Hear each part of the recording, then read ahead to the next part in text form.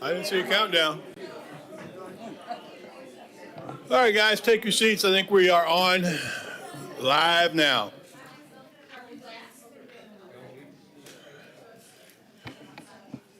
All right. Welcome to the June 11th, 2024, 6:30 p.m. City Council meeting. We do have a quorum, so I'll call this meeting to order. Would you please join me in a moment of silence?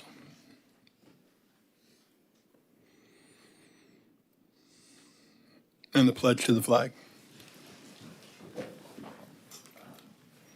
I pledge allegiance to the flag of the United States of America and to the republic for which it stands, one nation, under God, indivisible, with liberty and justice for all.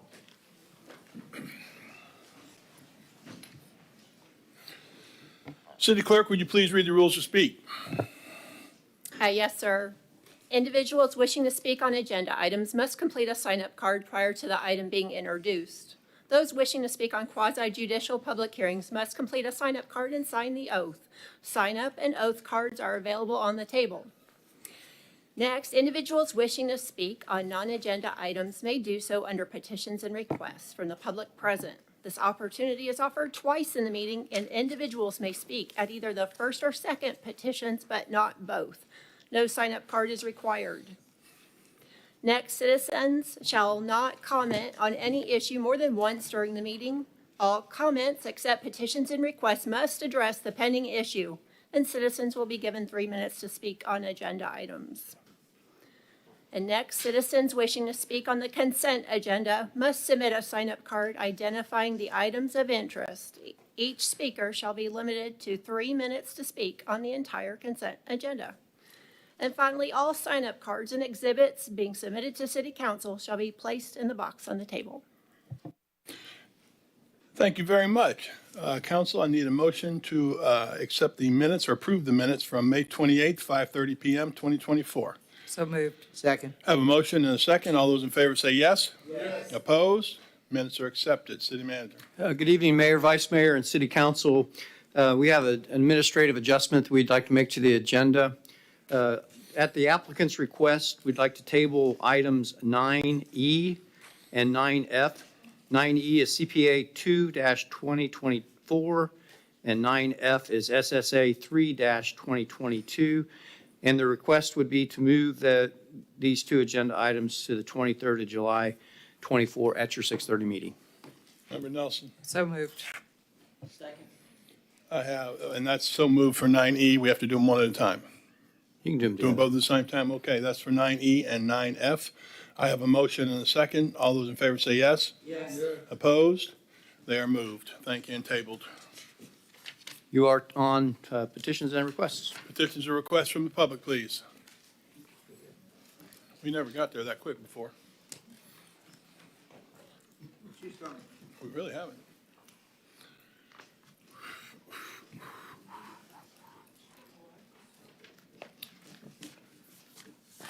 Rhonda Stover, 2485 Heritage Drive. Thank you.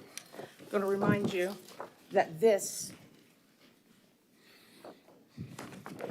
led to this. This is the negligence of the city of Titusville for decades. Mr. Cook, who owns a retention wall on Canal Drive? Private property owners do. You don't know who owns it, but you are certain it isn't the city of Titusville, correct? Yeah, you need to, you can't address the staff. We'll Oh, address really? them as Because you he's go. the one that's telling me that he refuses to repair the wall Well, or replace tell it. us what he said, and you can do that, and then I can certainly ask him questions. Then you're going to have to give me more time because I have everything in writing in front of me. Mr. Cook flat out says, as far as the request for shoring, the retaining walls within this subdivision, as you are aware, are privately owned and privately maintained. That is absolutely false. There is no homeowners association. I don't own a portion of a wall. It's impossible to own a portion of a wall that is connected all the way down the canal. It's It's impossible.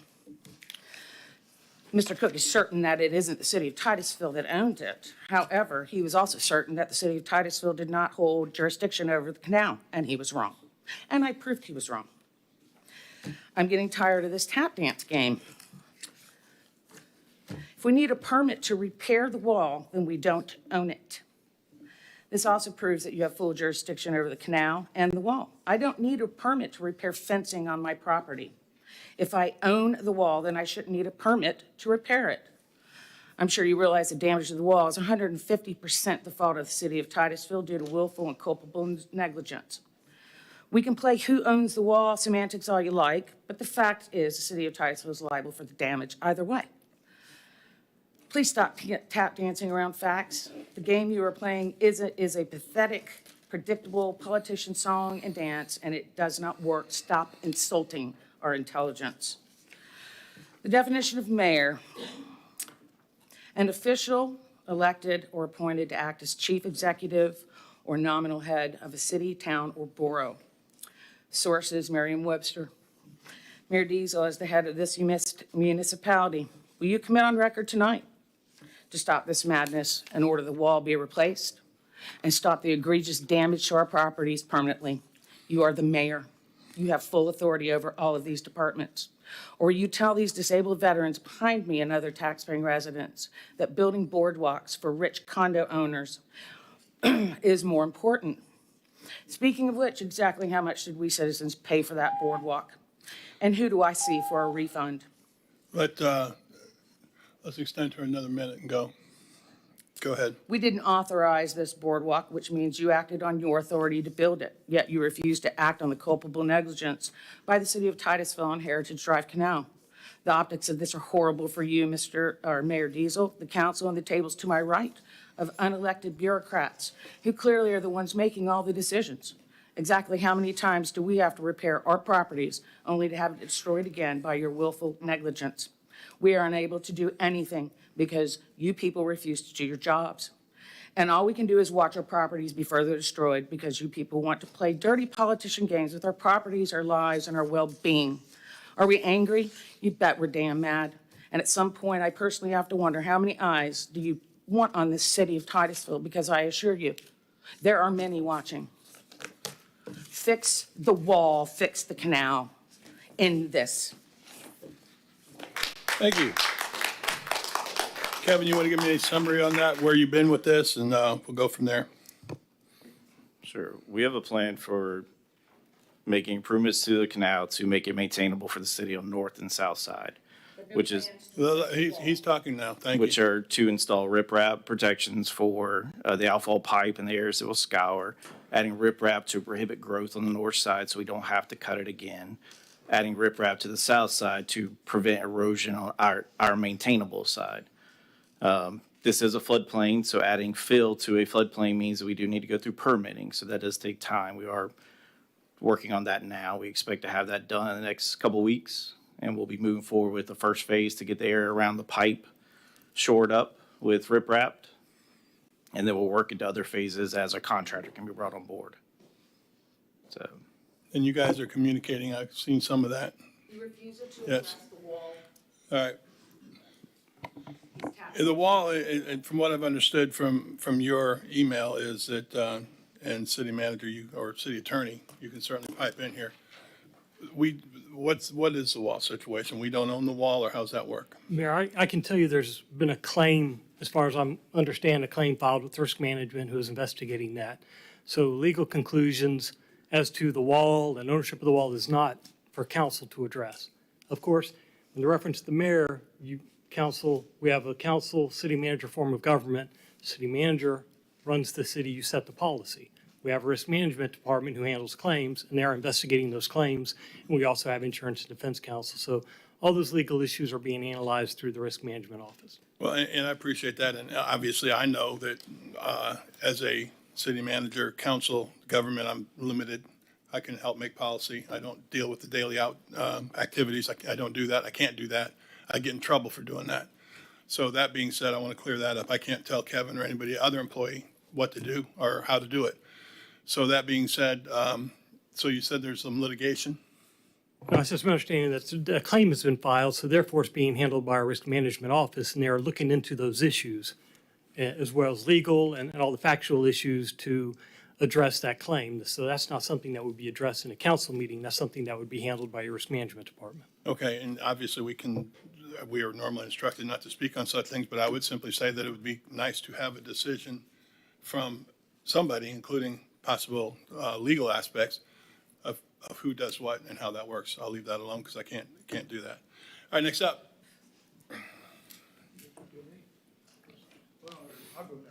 Oh, Okay, I think I should go because I'll follow up. you normally go clean up. Do you really want? Okay, here we go. Stan Johnson, and I wrote I saw a letter from your risk manager about this subject, and so I didn't, I wanted to understand, I'm old. I came here in 1970, and started working for L.A. Melvin Associates, and we did a number of subdivisions similar to this, and by golly, all of them, the public maintained them. They maintained these retaining walls and so forth like that, and there was no homeowners association. They didn't have covenants to them. Is that what we did is, and I'm an engineer now, and started in 1976, is that we just, we had the government understand that, first of all, for the fence and the retaining wall, they have a life expectancy. But those houses have a lot longer life expectancy in the roads and the utilities than that retaining wall. It's going to fail, and it's failed. And the thing is that, you know what that fence is there for? Anybody know what that fence is there? The engineer designed it on there because he's protecting the public, little children and so forth, from jumping over that cliff. I want you all to understand, we had a little girl that drowned behind a house in one of the ditches here in Titusville. It's a serious matter.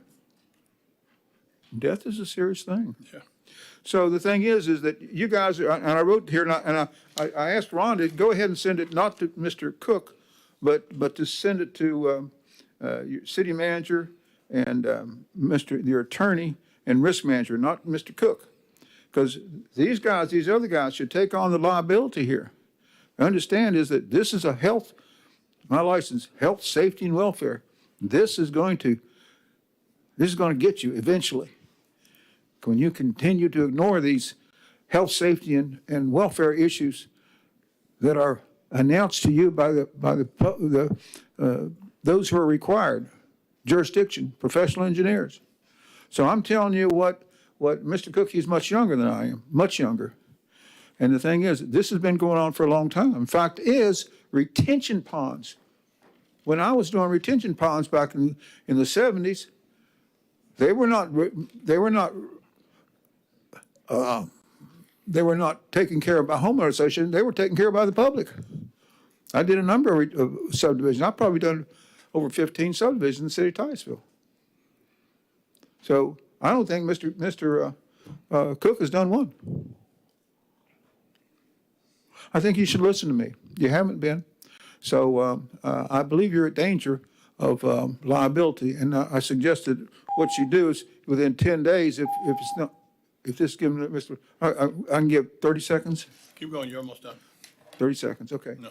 Is that if nothing's done, is to report your city attorney to the Bar Association, because this is nonsense. All right, gotcha. Doesn't make sense. Thank you. Thank you. God bless Next up.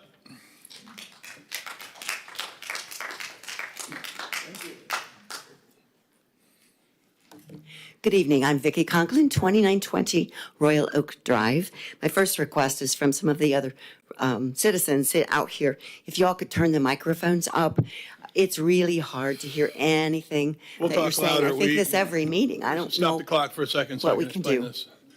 You want to explain that? Yes, ma'am. We had a lightning strike at City Hall, so the speakers are out right now. So what Okay. we So have we is- need to do a better job of leaning I forward. think that you can hear if you get closer to your microphone. I've observed this every meeting I've been at, is I can't hear anything back there, and I don't have any trouble with my hearing.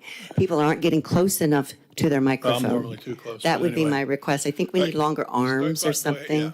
Thank you very much. I appreciate you. that. So I told you my name and my address, and my reason for being here tonight is to talk about the half-cent sales tax. Laura Lee Thompson proposed that at the last meeting, and I was very interested in that as well. And so I met with her to discuss that. Very supportive of that effort, and she wanted to be here tonight to speak more about that, but she's representing us in the state level at a fish council, and so she asked me to kind of be here and to represent that, so I am. It's an important issue. Stormwater, we're hearing all kinds of things about. We have to do something to get this stormwater management under control, and we probably need more revenues to do that. The half-cent sales tax is a perfect way to do that. More than 30% of that would be paid for by tourists. As the tourist increases, that would be even more that they would be paying, as well as surrounding areas that come here to shop. It's not a negative thing. It could be very positive and generate a lot of revenue, which I'm sure Mr. Lease would be very happy about, to see the incoming revenue in the city. So it would be called a local government infrastructure for stormwater parks throughout the city. It would stop the neighborhood flooding, which is a bad problem now. It would reduce the amount of fresh water going into the Indian River Lagoon. Those are two main things. And Laura Lee asked me to ask about the seagrass and the wildlife. And her phrasing, which you know this would be hers, is that the seagrass and the wildlife is not thriving. They are just barely surviving. Sounds like a Laura Lee comment, doesn't it? So the goal is thriving for the seagrass and the wildlife. So we ask you to seriously consider this for the November ballot. There's a lot of interest in creating some stormwater parks to get this under control for the city and to bring in the revenues to pay for that. So it's a perfect option for us to do that on the November ballot. You have until August 19th as the drop dead date for that to be on the ballot. It's a simple process, and it's very simple to explain to the people. I've encountered this in my past life, and it's very easy. When you explain to the people why we need it, here's how it's going to be paid for, and here's what it'll be used for, people overwhelmingly support that. Thank you. Thank you. Right. City Attorney, you want to comment on the half-cent sales tax at all? Hold on a second. See. Cities can only impose taxes if they're authorized by general law. Now, you do have. Sir, I cannot hear you. Could you get closer to the microphone? I don't know that that'll help. Is it helping? Can y'all hear? Is it? Cities can only impose taxes that are specifically authorized in the statute by general law. Otherwise, it's an illegal tax. I know the county can do the half-cent sales tax, and there's some other revenues the city could look at. I'm unaware of a specific authority for a city to raise its own half-cent sales tax outside of the county. But if you would like us to look at revenue options and bring something back to you, then we can do that. Member Nelson. Member Nelson. I would be interested in knowing what our options are. I know Orange County has raised their stormwater fees, so as we go along, it would be nice to know what our options are. And I guess you're kind of saying, can we look into that, as he was Yes, sir. asking? If we can look into that and be a little more informed on what we can and can't do, and of course, time frame is going to be an issue with whatever we do with a referendum for a November ballot, but that doesn't mean we can't look into it. So to answer the question, I would say that give us an idea, an option on how that referendum would work, what the process would be, and where we go with it. I think that's what you were kind of saying too. Yes, sir, Kevin. We'll actually be back at the July meeting for the stormwater assessment, which is the assessment to fund stormwater operations, and we can give you some options then of what increases on the stormwater fee will fund as far as revenue generation, if that helps in a stormwater specific setting.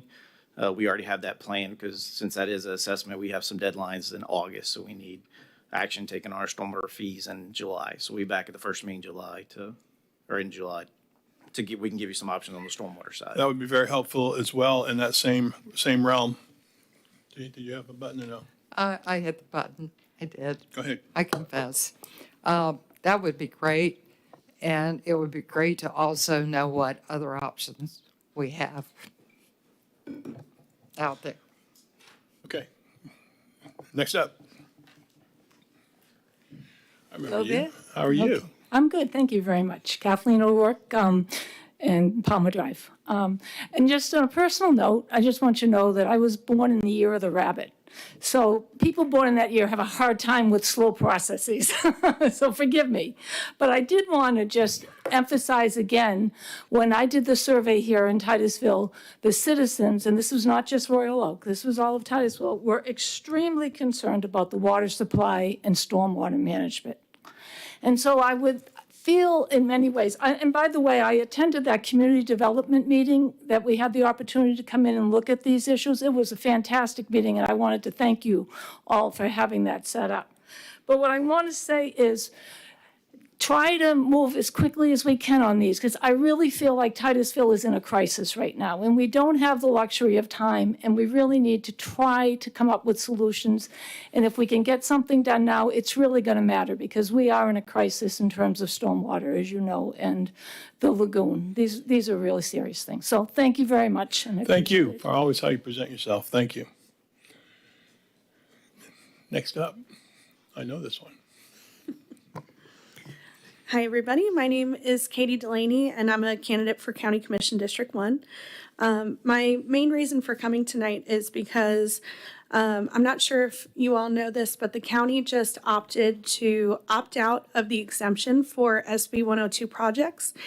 And all of the cities, they're able to opt out of the tax exemption for the SB 102 projects. And the cities are able to do the same thing. And with our infrastructure crisis that we have in Brevard County, amongst not just the county, but frankly, all the municipalities, we need this revenue. And so luckily, Brevard County is able to opt out of these tax exemptions. And I'm asking for you all to do that as well, to opt out of these tax exemptions. And the sooner you guys do this, the better, because any projects that are approved before the opt-out are grandfathered in. So you won't be able to exempt those taxes, opt out of those exempted taxes because they will be grandfathered in. So the sooner you guys opt out of this, the better. And it'll help our county. You guys will get more revenue from these projects, which is, a good thing for y'all. And it'll be better for the community because we'll have that revenue to make sure that we have enough money for improved infrastructure in our schools and all that. The next thing I wanted to speak about was there was a special planning and zoning meeting that was done, and unfortunately, it was not video recorded. And this meeting was about the West Titusville community changes that you guys are all proposing. And I know a lot of people in the community are really wanting to know more information about this.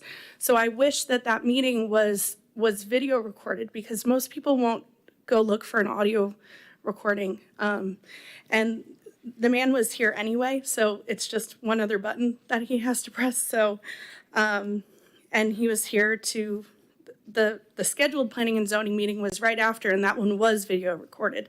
So I just am gonna ask for more transparency on this project.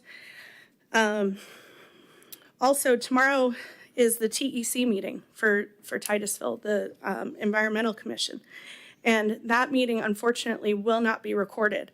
And so again, I'm going to ask that these meetings get recorded, video recorded. And the last thing I wanted to talk about was a few meetings ago, Ms. Stokel requested for the agenda documents to be made available without having to request them. So I was just wondering about the status of that. Thank you. Thank you, Kenny. Member Stokel, you want to summarize what you had said? Yeah, no, and I had a question of staff. I think we are looking at the tax exemption information at our July meeting, correct? Okay, so I just wanted to state that. And then, yes, I think that we used to have our agendas on the website, and then we had taken them down, but I think that we had said that we would like to put them back on the website. We did. And so, yeah, I'm not sure where we are in that process. Yeah, our current information is still not ADA compliant, so I can't put anything on the website that's not ADA compliant. Some of the other workarounds that have been attempted have been to provide a link to a third-party vendor, and that still is not ADA compliant. So until we can figure out how to give all your charts and graphics to be ADA compliant, we're going to have to. Just out of curiosity, are other cities able to get that done? And if so, how are they doing it? The cities that we've researched are not ADA compliant. All right, and tell me about the special P and Z meeting that we didn't get videoed. The city doesn't record any of our workshops. Okay. Well, we won't go into a long discussion on that right now, but we'll ask about that. Member Stokel? Yeah, no, I guess part of me is wanting to still put our agenda packets online, and then if we could add something that says if you need additional help or resources, please email us. I just feel like that what was happening years prior has put us in the situation, and I don't know. I kind of still would like it to be on the website, is my take. And city attorney, can we put something out there that would, I can't say cover, so I'd probably have to find out in court sometime. But I agree with Member Stokel. If we could put something out there in a disclaimer or whatever it is, the word I'm looking for, that says, hey, this is what we're trying to do. A disclaimer won't cover you. Now, the city manager is researching to the extent you can put the information out there that would be compliant. And so I'm just going to have to rely on staff working through that process to do that. Okay, I would just go, and I know Member Stokel just kind of said that. I'd like to try to move forward, and this is a perception of more transparency. And I remember the issue that cost us, and we weren't the only ones. Everybody was jumping off because the one guy was going around and finding out, oh, you weren't, I can't see it, I can't, so we're not ADA compliant, we're all in court. I get that. I'm just hoping that there's a way we can, do Right. both, get it out there and protect Since that ourselves. time, my understanding is they have developed standards that we are working with now. There were not standards before. So staff now have standards and rules that have been put out probably in the last couple of months. So they now have something to work with. So I know they are working towards that goal. So there is progress. Yes, that's my being understanding. forward, so we will eventually get there. I think, good points. Okay. Next up.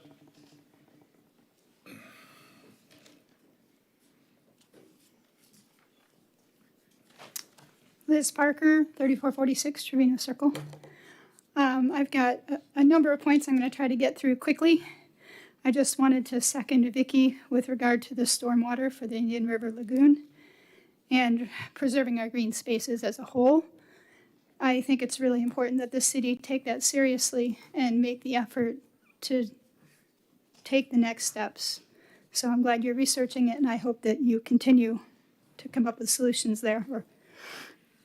Second, with regard to the Live Local Act, I'm in complete agreement with the last speaker. First of all, we have ample mid-income housing anyway in Brevard County and in Titusville in particular.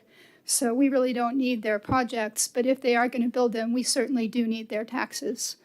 Around that, I haven't seen, I've asked, but I have not seen an infrastructure budget that addresses things like where the water's going to come from for the next 10 years for all the additional roofs we're putting in, where the sewer capacity is for the same. I'm wondering if anybody is, making plans for the additional stormwater that's going to be running off of roofs and hitting the roads, and the roads themselves, the increased traffic and limited signals that we currently have in place, and many other issues along infrastructure. So I'd like the city to address that before we continue to build these Whopper projects. Which brings me to the next concern I have regarding the small-scale amendment, which I know is not on the agenda tonight for Bristol, but it's greatly concerning that that amendment that is on the agenda for July 23rd is suggesting that you should take the open space and recreational OR zoning and reclassify it to a PUD. Those, according to the comprehensive plan, are designated areas that are supposed to maintain their zoning in perpetuity. I have no understanding of why somebody would say, oh, let's just turn that into a roadway or a parking lot or apartments. It doesn't seem acceptable, reasonable, or logical. And I see it on the agenda, and I've seen the signs out at Wendover. And I'd like to know why the city thinks it's okay to completely walk all over their comprehensive plan, which is supposed to be preserving certain spaces for perpetuity for the city, for the people. So those are my 4 points, and I'm open to any questions you might have. Any questions? I see none. Thank you. Well presented. Thank you. You got them all in quickly. Next up. All right, City Manager. We are on consent. Agenda items are A through I. City Council, do you have any questions of staff for consent agenda items A through I? I see none. City Council, would you like to pull any of the consent agenda items for further discussion? I see none. City Clerk, are there any cards on any of the agenda items? Yes, 2 cards. Mayor, I'd like to read the titles for the record. Thank you, sir. Consent agenda item 8A, approve the draft agreement for Resilient Florida Grant Work Plan Agreement. Consent agenda item 8B, approve the water service agreement for 6245 Horseshoe Avenue. Consent agenda item 8C, terminate the contract with Auto AI to conduct plan reviews. Consent agenda item 8D, approve the budget adjustments to the Titusville Downtown Community Redevelopment Agency, CRA. Consent agenda item 8E, authorize the mayor to sign the letter of support with the Florida Department of Agriculture and Consumer Services. Consent agenda item 8F, approve the 2024-2025 school board of the Brevard County Sculptor Charter School and Park Avenue Christian Academy School Resource Officer Program. Consent agenda item 8G, approve the contract award for sewer smoke testing. And consent agenda item 8H, approve the award for the River Park Observation Deck Replacement.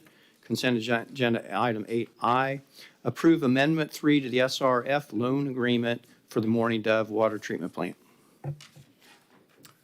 All right, thank you very much. Council, anybody want to comment on any of these? Call the cards, please. The first, K. St. Ange on item 8E. 8, what, I'm sorry? E, sir. E, sir. Oh, E, okay. All right.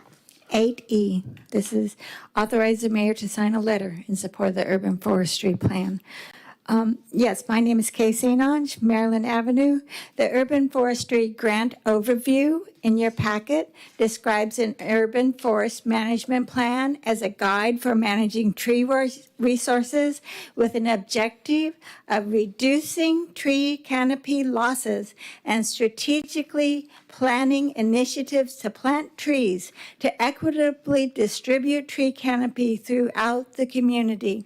The plan is to maximize the benefits of trees by planting and retaining trees where they reduce stormwater runoff, improve air and water quality, and lower temperatures. The document is to assign specific dates for these planting initiatives and a monitoring program to measure progress.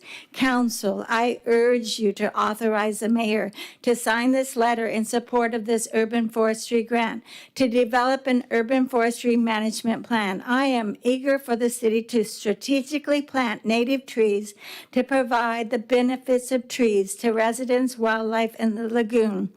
Tree canopy is not equitably distributed throughout our community, with some areas having 67% canopy and others only 16%.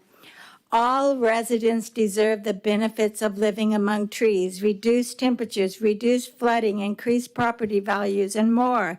Per the city's canopy assessment, Titusville's tree canopy provides economic and environmental benefits valued at $5.2 million.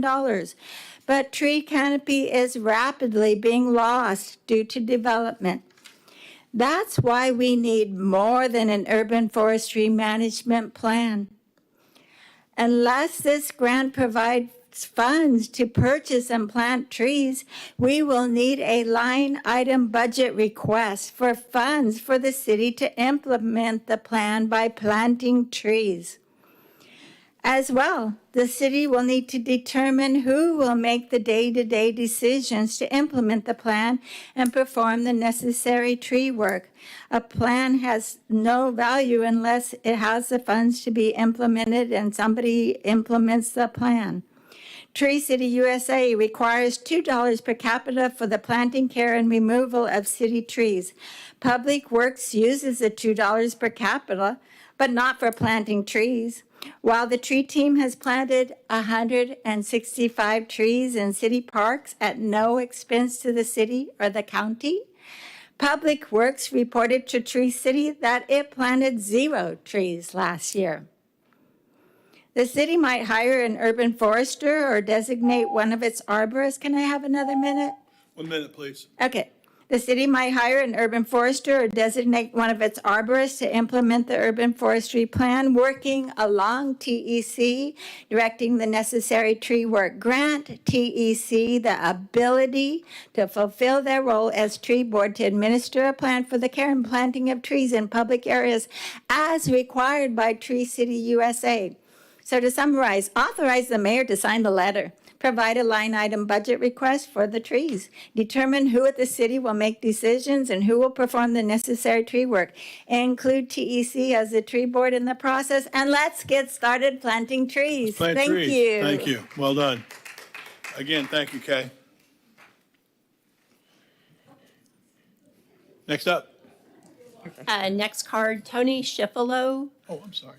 on 4 items.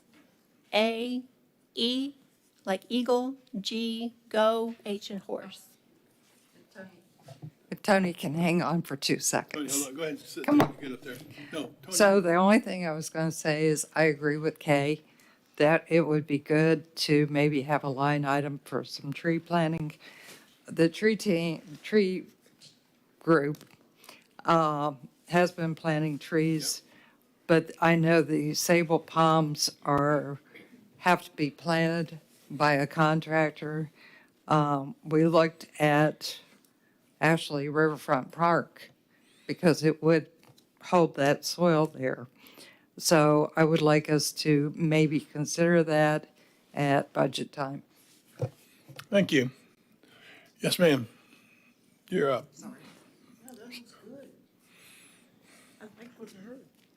Schifolo, Tropic Street, AH. And the vulnerability assessment work plan is there going to be a look at flooding caused by next door development and the infilling of wetlands. Smoke test lateral lines, yes, and make it known that the county has a grant to financially assist private citizens to repair their sewer lateral lines. Riverfront Park observation deck replacement, no. Who designed this? Just repair the dock, and while you're at it, replace the signage to designate this as Riverfront Park, not Kirk Point, except for the northern 4 lots that were sold to the city in 2004 for $1 million. Now, the urban forest. And sad to spend this money on a consultant to make the plan that we already provided one through the Titusville Tree Team and the Titusville Environmental Commission, but please, yes, we need to have this plan in order to continue being a Tree City USA. Titusville's called itself a Tree City USA for 23 years. And to qualify as a Tree City USA, you must meet 4 standards, which have been pointed out to you. I'm only going to point out number 3. You must have a community forest program with an annual budget of at least $2 per capita. TEC submitted a concept plan for an urban forestry program last year, but council rejected this plan and directed our staff to seek a grant for a consultant to draft an urban forestry plan, putting tree planting further into the future and wasting money. If Public Works Department actually has a written community forestry program, the tree team never received it. Public Works submits a community forestry program annual budget each year to Tree City USA. For 2023, it shows they planted no trees, Ms. Stokel. The entire 2% per capita was spent on tree maintenance, removal, and management, and no credit for volunteer hours spent by many, including the mayor, the vice mayor, and member Nelson planting 120 trees for the city and public parks. Not a single hour of volunteer on this form. Jiminy. We have budgets back to 2013 showing many years that no trees were planted. Summarizing the budget for the years 2018 to 2013, which are the years I have personally worked on the tree team, a total of over $1,500,000 has been spent to prune and maintain 5,539 trees. I added them all up. To remove 263 trees and plant only 128. In 6 years, we planted, with $1.5 million, we planted 128 trees. That's over twice as many that were removed. And I wonder about how many of the 5,500 that were pruned survived.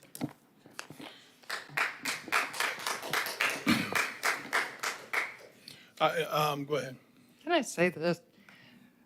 One of the things that Kay and I learned when we were looking at planting trees in Sandpoint Park is it's not quite as easy as just dig a hole and put the tree in it. It took us a 2-hour meeting to figure out where those trees were going to go, what kind of trees were going to go there, make sure that there weren't pipes, wires, blah, blah, blah. That we were going to dig up damage. We had problems because FEMA wanted to come in at some point and do additional work, so we couldn't go here. We had to go over here. So I think that having a master plan is a good idea because it will tell us, I hope, where we can plant, what we can plant without damaging our streets, our sidewalks, and everything else. And the trees being successful because we have put them in our, I've seen them put in the wrong places. And and certainly Kay and you, Tony, know very well, and I can't help but think of it. I don't say it often, but I should because it's not really said often by others. We're still the only city in the county that has a tree ordinance and a low impact development. And that took a better part of 2 years with the help of the tree team and whatever the council was at that time. And I say that often because I'm very proud of that. It doesn't mean we don't have some shortfalls and some things to work on and plant more trees. But the number of trees when developers come in that they have to now pay attention to, we didn't have a rule book before. Now we have a rule book. So I think that quite honestly, I'd love to hear more of the tree folks and the TEC people say, hey, you know what we got that nobody else does? Thank you guys for doing that. Just thought I'd throw that thank you out there to myself. Kay's patting herself on the back. So She should. No, really what I'm saying, we don't ever hear it. And for people to watch that, I bet there's people out there that didn't even know we had a tree ordinance and didn't know we had a low impact development. And when I say low impact development to other mayors, they don't even know what that is. And then Kay brought me to a seminar down there in Rockledge for 2 days, and I learned more what it was. But you'd be surprised how many people, maybe even people in here, don't know what a low impact development is. So that being said, I'm kind of proud we're at least there. Long way to go. All right, where was I? Another one? Yeah. Yes, sir. Stan Johnston, item C. He was a late sign up. Too late, Sam. Whoops. Okay, it's 8C. It says to terminate the contract for reviewing plans and so forth.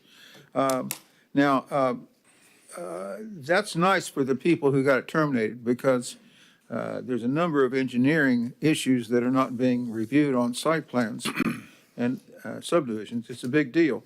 So I wrote this email dated yesterday, and it's to a person, Mr. Larice, and some other people. You want to read it? And it says, pardon? I guess you go ahead and read whatever you need to read. Well, the title is Violations of Drainage Laws by the City of Titusville and so forth, but not to FDOT. And if you remember, I've seen this big sign that shows all these huge culverts under I-95. Some of them are 7 foot wide and 2 6 foot by 6 foot. And I didn't bring the picture with me, I meant to, but it shows on the west side, it shows it's all grown up. So that is not with any kind of master plan, because our master plan says those are supposed to be in canals that are maintained. And this email says that in this big paragraph here, huge paragraph, it says, one thing, it says that water flows downhill.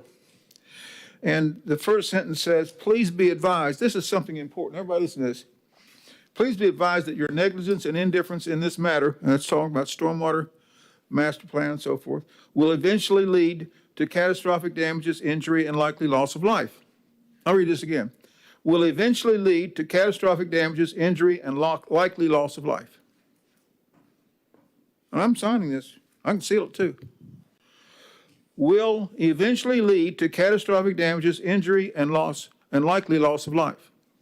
And the last sentence says, please expect, and that would be the people who were doing this auto plan review, please expect complaints by me to the Florida Board of Professional Engineers of violations by your engineers and or consultant engineers.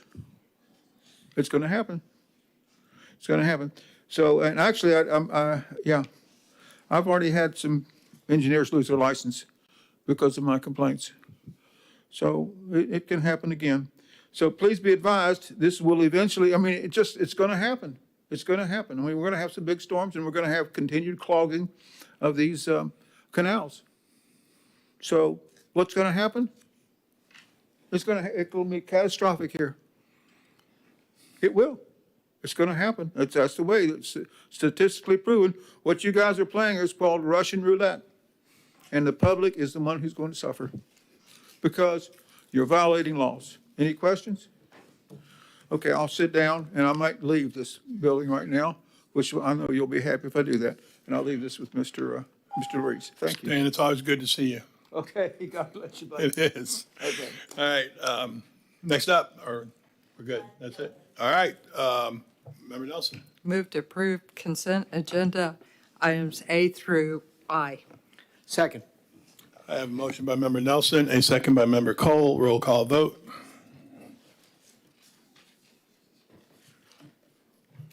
Member Cole. Yes. Member Nelson. Yes. Mayor Diesel. Yes. Vice Mayor Robinson. Yes. Member Stokel. Yes. Passes unanimously, City Manager. On to item 9A, which is ordinance number 15, 2024, mini warehouse in regional commercial zoning. City Attorney will read the ordinance for the record, and this is your public hearing and second reading. Ordinance number 15, 2024, an ordinance of the City of Titusville, Florida, amending the Code of Ordinances related to mini warehouses in the Regional Commercial RC Zoning District by amending Chapter 28 zoning, Section 28-214, mini warehouse, subsection C, standards for permitted uses with limitations, and Section 28-315, regional commercial RC, providing for severability, repeal of conflicting ordinances, incorporation into the code, and an effective date. The city code states that the city council and any property owner or his duly authorized representative agent may request an amendment to any section or requirement contained within the land development regulations. The city has received an application to amend the text of the city's land development regulations to allow mini warehouses in RC zoning district without the stipulation that the storage be located in an enclosed, air-conditioned building. In addition, the applicant is requesting to allow a mini storage warehouse development to exceed the maximum building coverage in the RC zoning from 30 to 50%. This change was changed from the original proposal of 60%. Enclosed in your packet is the privately initiated ordinance and staff's report with recommendations. The Planning and Zoning Commission heard this and recommended denial of this action. Staff is here to give you a presentation along with the applicant. Okay, Brad. Wait, hold on. Vice Mayor, you got your light on? No. Okay, go ahead, Brad. So at your last public hearing, which again, because this is a change of use, required 2 public hearings, one for the first reading and tonight. I've already given you a presentation at the last meeting, so I'm just going to give you some update of where we are since the last time this was presented to you. I did have a conversation with the applicant about changes to the ordinance. They will present to you tweak to their draft ordinance. Our opinion, our recommendation has not changed. So our staff report and our recommendation starts on 335 of your packet, and you'll see our recommendation on 336 at the end of that page. And then there's a matrix, a table on page 337 that kind of outlines exactly in a more graphic way the changes that is being proposed as far as staff sees it. With that, I'll try to answer any questions you have.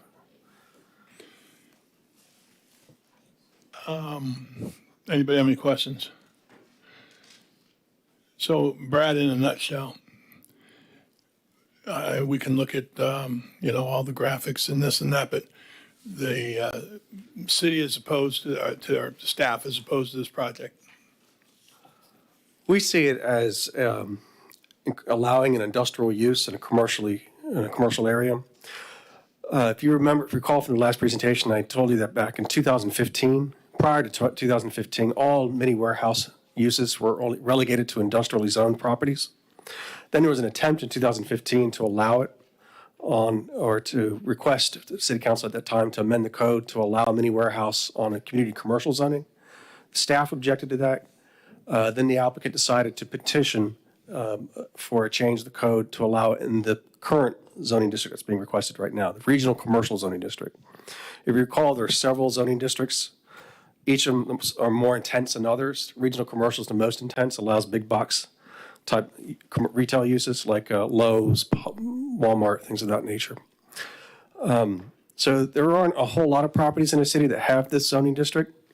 Since 2015, we've only had one application to allow for mini warehouse in that zoning district, and this is on a property on Cheney Highway. It was an old Kmart building that was allowed to be enclosed. So basically, it was more of a non-traditional mini warehouse use. It was supposed to be in an enclosed, air-conditioned building. So all the garages you wouldn't see. You have to actually go in through a door into a building. You really can't tell that it's a mini warehouse building. That was the intent. And there were conditions that were adopted at the time to allow that. But at the same time, that will allow for other parts of the property to be utilized for other retail uses. What's being requested tonight is to go back again to that original request, allow a traditional mini warehouse use in a commercially zoned piece of property. Staff has concerns about that because we see it as industrial creep, basically, where industrial uses have traditionally been in industrial zoning districts. Some cities look at this type of use as retail or commercial. The city of Titusville traditionally has not. We also see that on Cheney Highway, it's a major commercial corridor. So another issue that we see is that you're losing a viable list of uses potential on that property, or any property that's zoned commercial on a major commercial corridor, which is primarily where these zoning districts are located. So Garden Street, Cheney, US 1, wherever RC may be allowed, would not have like a pedestrian or activity component to it, a retail component, as the way we see it. It'll be more of a dead storage, basically. So you won't see activity on there. So typically the city has relegated those to industrial areas. The petition to you tonight is, are you comfortable allowing it in expanding the use? And that's what's being requested tonight. Let me just add, the area they want to put this is right in front of a storage facility. So the applicant came to us specifically because of a particular property, the way they want to use it. But the ordinance, if it's adopted, it'll apply to any property that has this zoning district. Yeah, that's a valid point. It's not a spot zoning, so that's a valid point. If I do talk specifics, though, we're telling somebody who wants to have a mini warehouse that you can't put it there because there's another one right behind it, but it just doesn't make sense to me. I don't know how we say that doesn't fit there when we have one there, and that's just, help me out. So if you look on page 335 of your packet, you'll see on the bottom of that page and the beginning of page 336, the conditions that are currently in the ordinance or in the code. You can see them again on page 339, at the top of that page. That's in the actual code right now. Those conditions, it's paragraph C1A. I'll just summarize what they are. Access to each storage unit shall be from within an enclosed, air-conditioned building. That was adopted in 2015 specifically to allow these types of uses inside the RC zoning district. Prior to 2015, we did not have that condition because mini warehouse in all its forms was only relegated to industrially zoned properties. Another condition, The use shall be limited to dead storage for the general public and no activities such as miscellaneous garage sales, outdoor storage, any of the other extraneous accessory uses can't be on that property. Typically, you see that kind of stuff happening on many warehouse uses. Another one, the use shall be limited to one on-site office. Many warehouses shall be located within a regional commercial zoning district with a minimum property size of 2 acres. That's the minimum of the zoning district anyway. So those 4 conditions were added in 2015 to be a little more restrictive than your traditional mini warehouse in order to allow them in that regional commercial zoning district. So that was adopted in 2015. So that's the difference. The difference now that's being asked is the kind of mini warehouse you see in industrial areas where you have the roll-up garages that are open, so accessible from the air, from outside, from a driveway. That's what's being requested in a commercial zoning. So the question to you is do you see that as okay? You want to provide more flexibility, or do you think it's inappropriate in a commercial zoning? I think I've already kind of played my cards there, and I'll just stand by that for now and listen more. Member Stokel.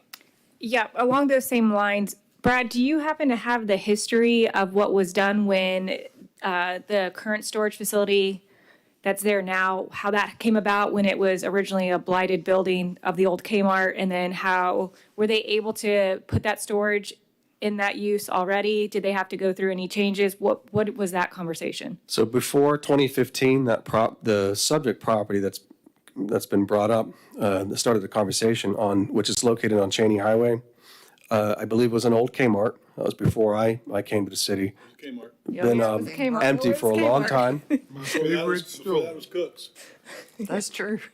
But there's several other properties that are, they're like that too, that have been sat, the old,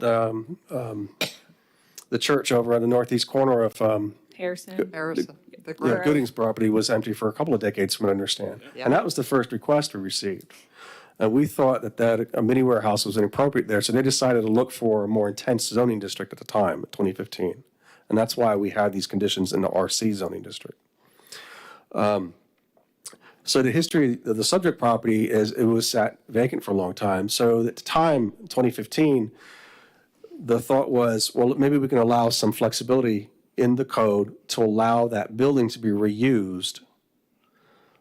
And so these conditions were adopted to allow that for an indoor enclosed air-conditioned mini warehouse use inside that building. So the building was reused, and that could be used in other properties that had the same zoning.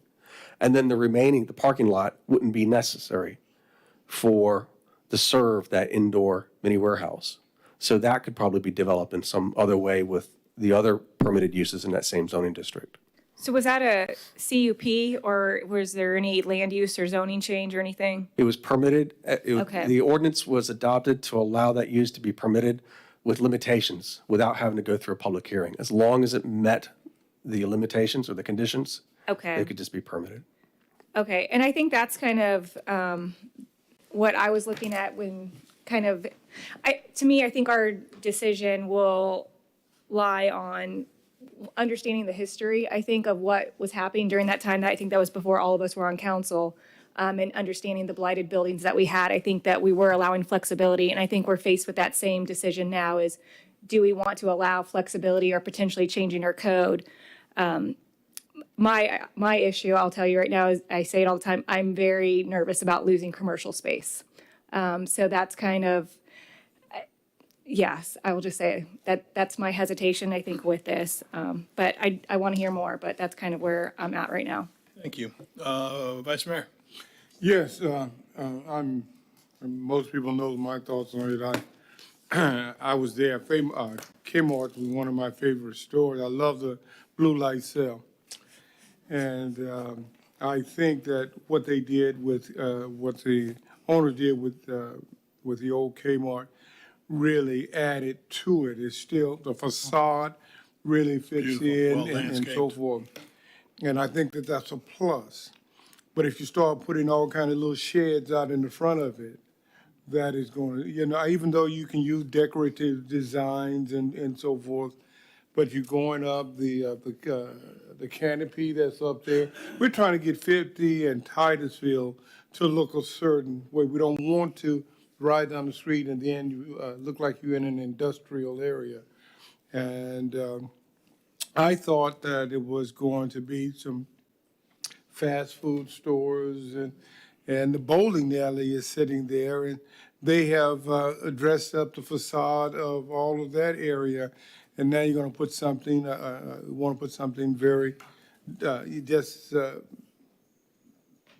pale looking in the front of it, even though it may be painted 3 or 4 different colors and the art design may be fine, it's still going to be a storage shed. That is exactly, but what they've done with the old Walmart, old Kmart, I think that that's very beautiful and very fine. I think it adds to the city. But if you start filling up that parking lot with different storage bin, it's going to take away everything. Matter of fact, it's going to hide what's already there, from what I understand. And so I'm not in favor of it. I think that we should dress up our city as much as we can, every opportunity we can, to make it look better. And, keep the storage areas out in the industrial area and let them stay there. Member Nelson. See, I don't really think of storage areas as being industrial, because to me, it's someplace you go, you drop off your stuff, but it's not really industrial. So I don't necessarily have a problem in putting it in community commercial. And that piece of property has been vacant forever.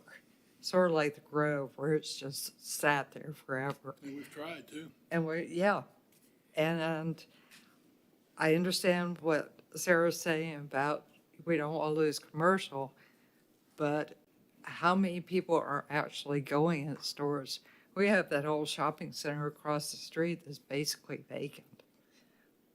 Run down, vacant, ugly. On Highway 50 there? Yeah. Southway Plaza. Yeah. And so I'm sort of like, if we have the conditions there, which to me would be, you do not enter that unit where you can see it from the street. It has to be hidden.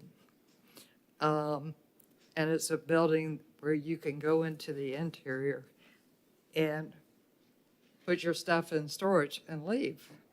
To me, that's a little bit, it's a use of the property, which is right now pretty ugly.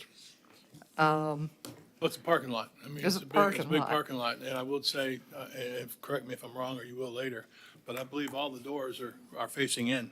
Yeah. You don't even see the doors to the outside. They're all facing in. And then turn around and, to me, I would say the ordinance needs to read that this is only where in property where there's already storage. We're increasing storage, but not Not adding it somewhere. not adding it all over the city. But if you already have a storage there, you're adding another building to that storage area. That's kind of But I don't want to see it from the street. which is the way it's designed, I think. It needs to be designed where we don't see it from the street. I don't know. Member Cole. Well, I've seen the design, and if we talk about the individual design of this particular complex, it works on that site. But what we're doing here is talking about an ordinance that will affect all sites, anybody that wants to put in a mini warehouse. That would be my problem with this, and I agree with Councilwoman Stokel that, in essence, we need to be concerned about our commercial districts. And if it was for this individual site, and I've looked at the design and it's been shown to me, and yes, Mayor Diesel is right, it is access from the inside, but I still, as an ordinance which covers the entire city, I don't think I can be in favor of it. All right, any other comments from the council? All right, before we call cards, let's call the applicant.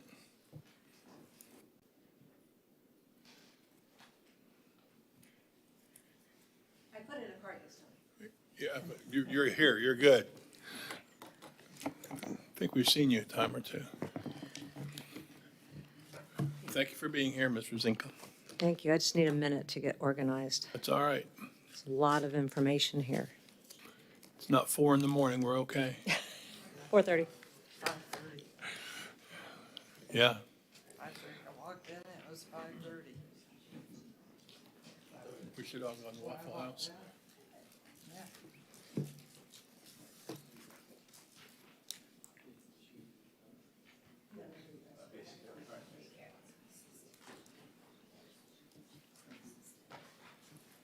Thank you.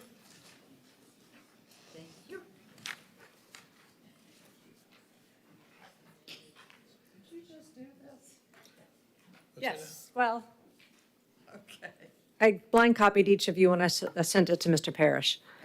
Good evening, Mayor, members of City Council. My name is Kim Rosenka with Lacey Lyons Rosenka in Rockledge, Florida. I'm here on behalf of Onsite Property Group, who is the owner of 810 Cheney and has asked for this code amendment. Mr. Elias Slaby is representing the property owner, Insight Property Group. He's here from New York.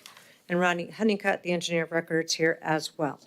What I have provided to you is what I did discuss with Mr. Parrish last week. It came up at Planning and Zoning, and I believe at your first reading that there was some concern about what it meant. So we worked on changing the language as what's highlighted in section C1 for regional commercial.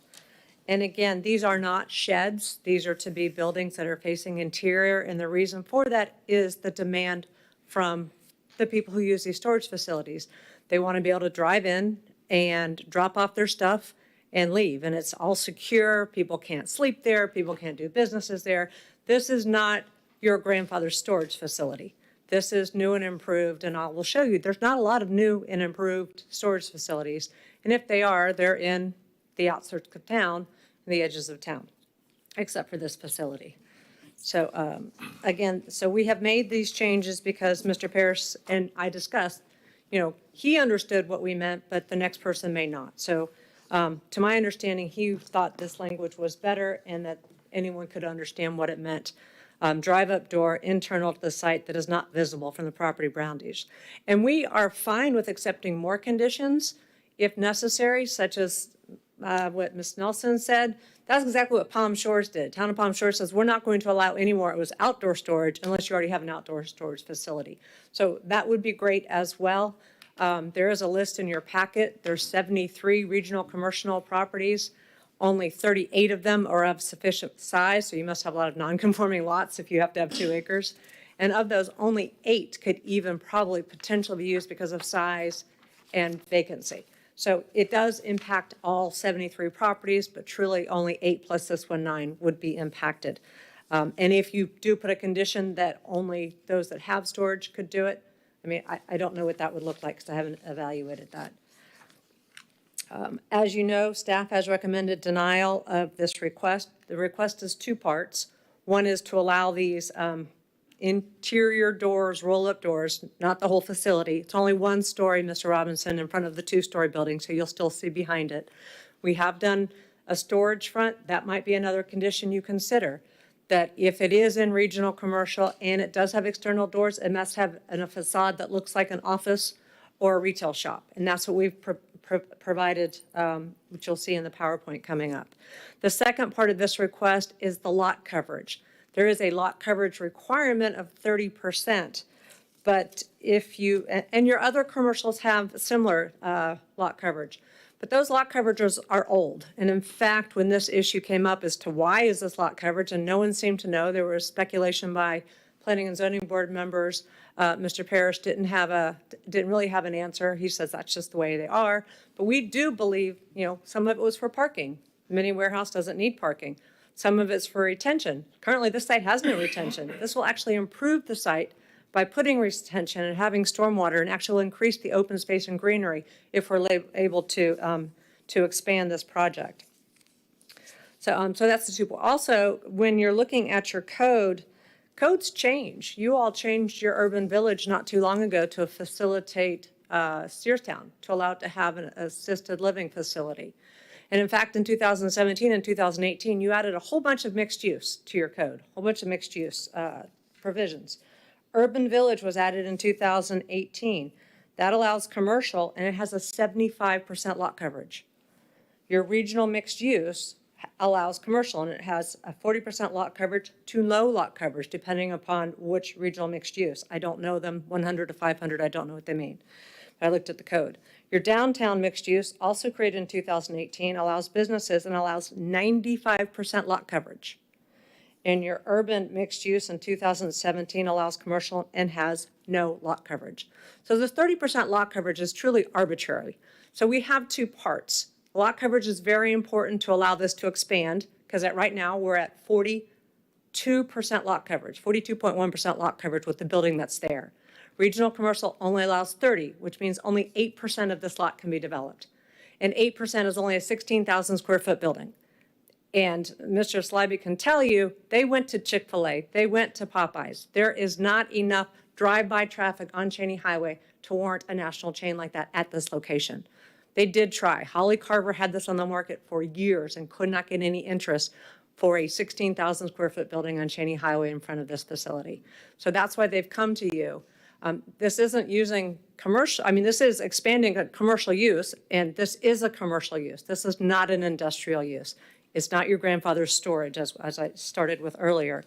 I did provide you all a sheet.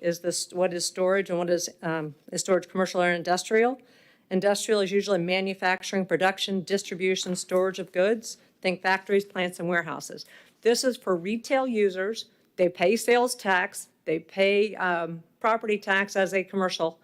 So they're using a commercial space that's vacant, eyesore, blight, and they're not taking industrial space, which you desperately need to keep for industrial uses. Every city has a minimum of industrial uses. So someone suggested P&Z, we move this out to the industrial area. Well, then you're losing industrial area for true industrial uses.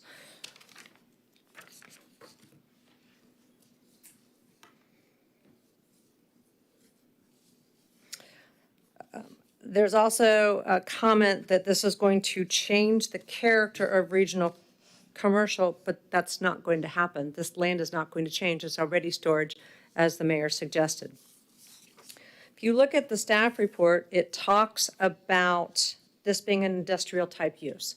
There's no provision for that in your code. There's nothing that says warehouses are industrial, nothing at all. There's citations in your staff report to a comprehensive future land use policy 1.8.1, which is industrial.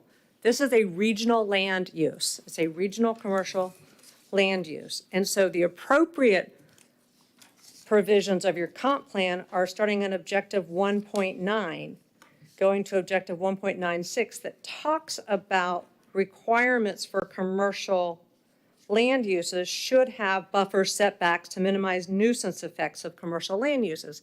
That's what your code should do. This was done in 2015. It was crammed into a new permitted with conditions. There's no conditions in it other than you have to have interior doors. That's the only aesthetic component you have in this code. It could have been put in the conditional use, and in fact, you could put another criteria that a rendering has to be submitted to the planning director for approval. We don't have a problem with that either, and if he doesn't like it, we can always come to city council on an appeal. So we're fine with that too, but this is, as you have seen and you'll see tonight, what the intent is to do with this site. There's a concern about visual and noise impacts to neighboring residential and commercial uses.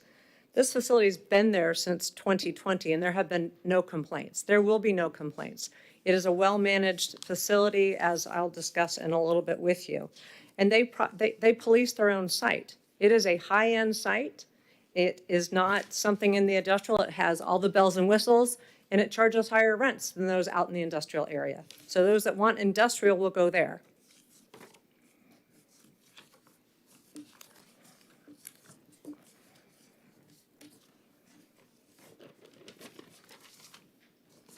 As I mentioned, there is a list of 73 regional commercial properties in your packet.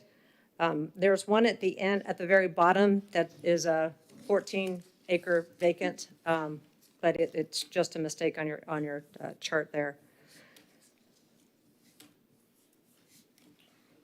The need for the change to the code we're requesting is to allow the expansion, as we've discussed. It will provide stormwater treatment that's not there currently. It will keep industrial lands for true industrial uses. And this decision should be based upon whether You want the expansion, or you want to keep the parking lot. It will do no harm to the city, and it will have a visual appearance, a better visual appearance, and it does serve your residential neighbors. Now to the PowerPoint. Okay.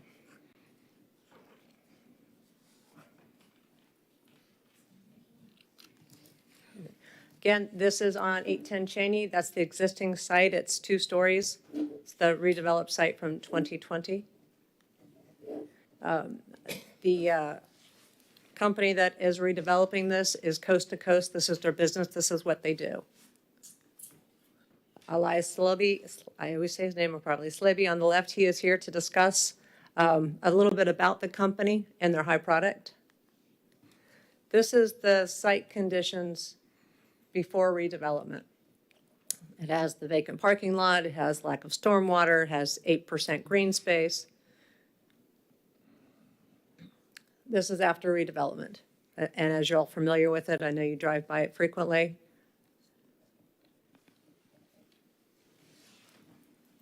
Again, not all storage is created equal. This is a very state-of-the-art facility. The new addition will be as well.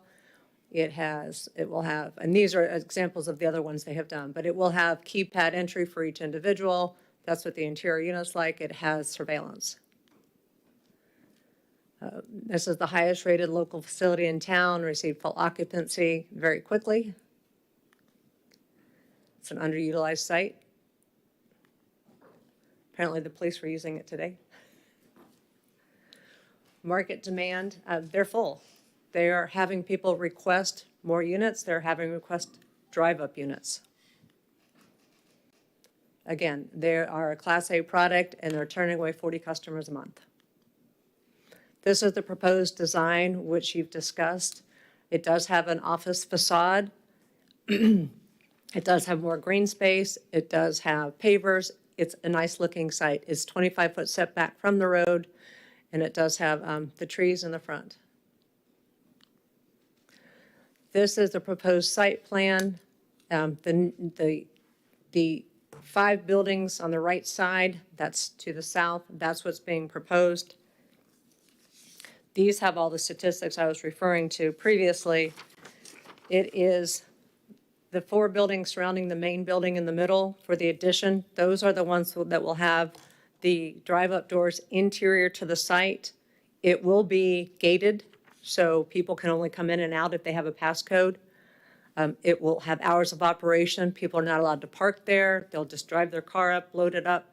People emptying out the garage. My daughter just came from college, need to put stuff somewhere, take it from the car, put it in the storage, roll up the door and leave it.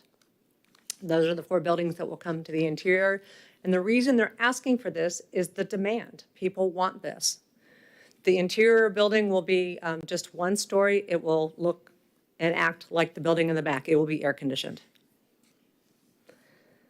As mentioned, that back building is 42.1% lot coverage. And when you add the 2 buildings together, it will have a 43% lot coverage. It's not fully engineered. That's why we initially asked for 60, have now gone down to 50. And again, that's the existing versus the proposed design. Different views of it, different views with the surrounding area. And then Mr. Slaby will come up and he's going to talk a little bit about his company. Good evening, everyone. Thank you for having us tonight. My name is Elias Slaby, as Kim mentioned. I'm with Insight Property Group. I'm the Director of East Coast Development. I usually handle projects from New York all the way down to Florida. We currently are developing a project in Miami. The reason why we're here tonight, obviously, to present to you this proposed project, and I know there's a lot of debate about industrial use. I would like to just share with you some of our other projects that we developed and we run. We are a fully integrated company where we develop assets, we're owner, operator. We operate Secure Space as our brand, so we don't hand it off to a third party to manage our assets. And also, we're not those developers that, no disrespect, but build or entitle and then flip it, make their profit and move on. So when we started, the company started 6 years ago. Some of the partners that have been in this business for 20 years, and they developed, currently we own and operate over 61 assets, and we have plus or minus around 30 developments, 30 projects under development and under construction from east to west coast. So this example here, the first example I'm pointing, is in Manhattan, in Upper East Manhattan, as residential as it could be. That's a high-rise building. Obviously, we don't have, over there, there's a scarcity, as everybody knows, like every city. So we had to go down 2 cellars. We had to hammer rock for like 6-7 months to build cellars there, just to build self-storage for residents. And that facility, 10 stories above grade, 2 stories below grade. We built it right adjacent to a private all-girls school and high-rise 36-story residential building. So we work with the community. We designed it to blend in with the neighbors, and it's been successful. We opened this asset a year ago. That's another one. This was a shopping center, industrial, existing asset. Home Depot bought it, went through rezoning, got it approved as a shopping center, and we bought this parcel on that shopping center, and we built it. It's been open for almost 2 years. We operated. It's a great asset. This is College Point in Queens. This is mainly residential neighborhood. You can see some commercial, but it's a mix. It's like similar to Titusville, plus or not, I mean, just from demographics and the partition. But this is residential, two level. Also, that's one of our largest assets. It's almost 180,000 square feet. We had to go down 2 cellars to make it feasible because land cost, and we did build 2 above grade. What else? This is Livingston, upscale town in New Jersey. We work with the city. We redeveloped that area. We originally purchased 2 assets, one residential, and this is self-storage. It's been open for over a year, and it's doing great. To Kim's point, we see our product as the self-storage 2.0. We take pride. We have in-house architects that help us put this design. We work with local engineers and architects, obviously, to comply, and engineer of records like Rodney and his team. And we cater to the community. So we look at the demand. When we first look at an asset like this, obviously we owned it and operated. Our first target is within 3-mile radius. That's where we focus on usually. And obviously here, because we've been turning so many customers away, we feel like there is a need. And the need in this market mainly is for drive up. Like unlike other cities where you walk in, that's the demand. Here, the demand is for this. And the way we designed it in a way, because there's a concern about the look from the street, it's like a fortress style. I don't want to repeat what Kim explained. So there won't be any visibility from outside. There won't be any noise. There won't be any issue. We monitor the facilities 24 hours. We have a team from overseas that watches our assets after hours, because I know there's a lot of concern sometimes, and we have a lot of assets, as you can see probably on the map, in California, and most of us heard what was happening lately in California. So we've had a lot of incidents. That's why we take security paramount to us and make sure, because our biggest driver is the internet nowadays, and our biggest focus is always about customer satisfaction. So we're very sensitive about what gets put out there. And that's why we take our product seriously, we take our customers seriously, and we want to make sure that we deliver the best product with the best service to it. And that's it. Thank you. Thank you.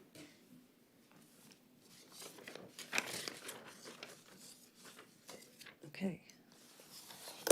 Part 2.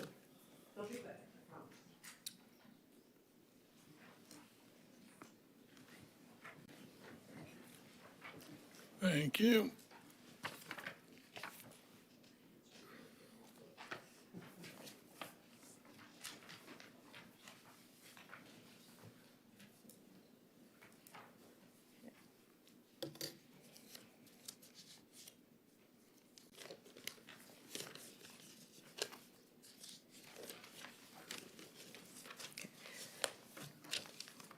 So after Planning and Zoning Board, I call this part Planning and Zoning and Beyond, we started doing more research. Some of it you've seen, some of it is new.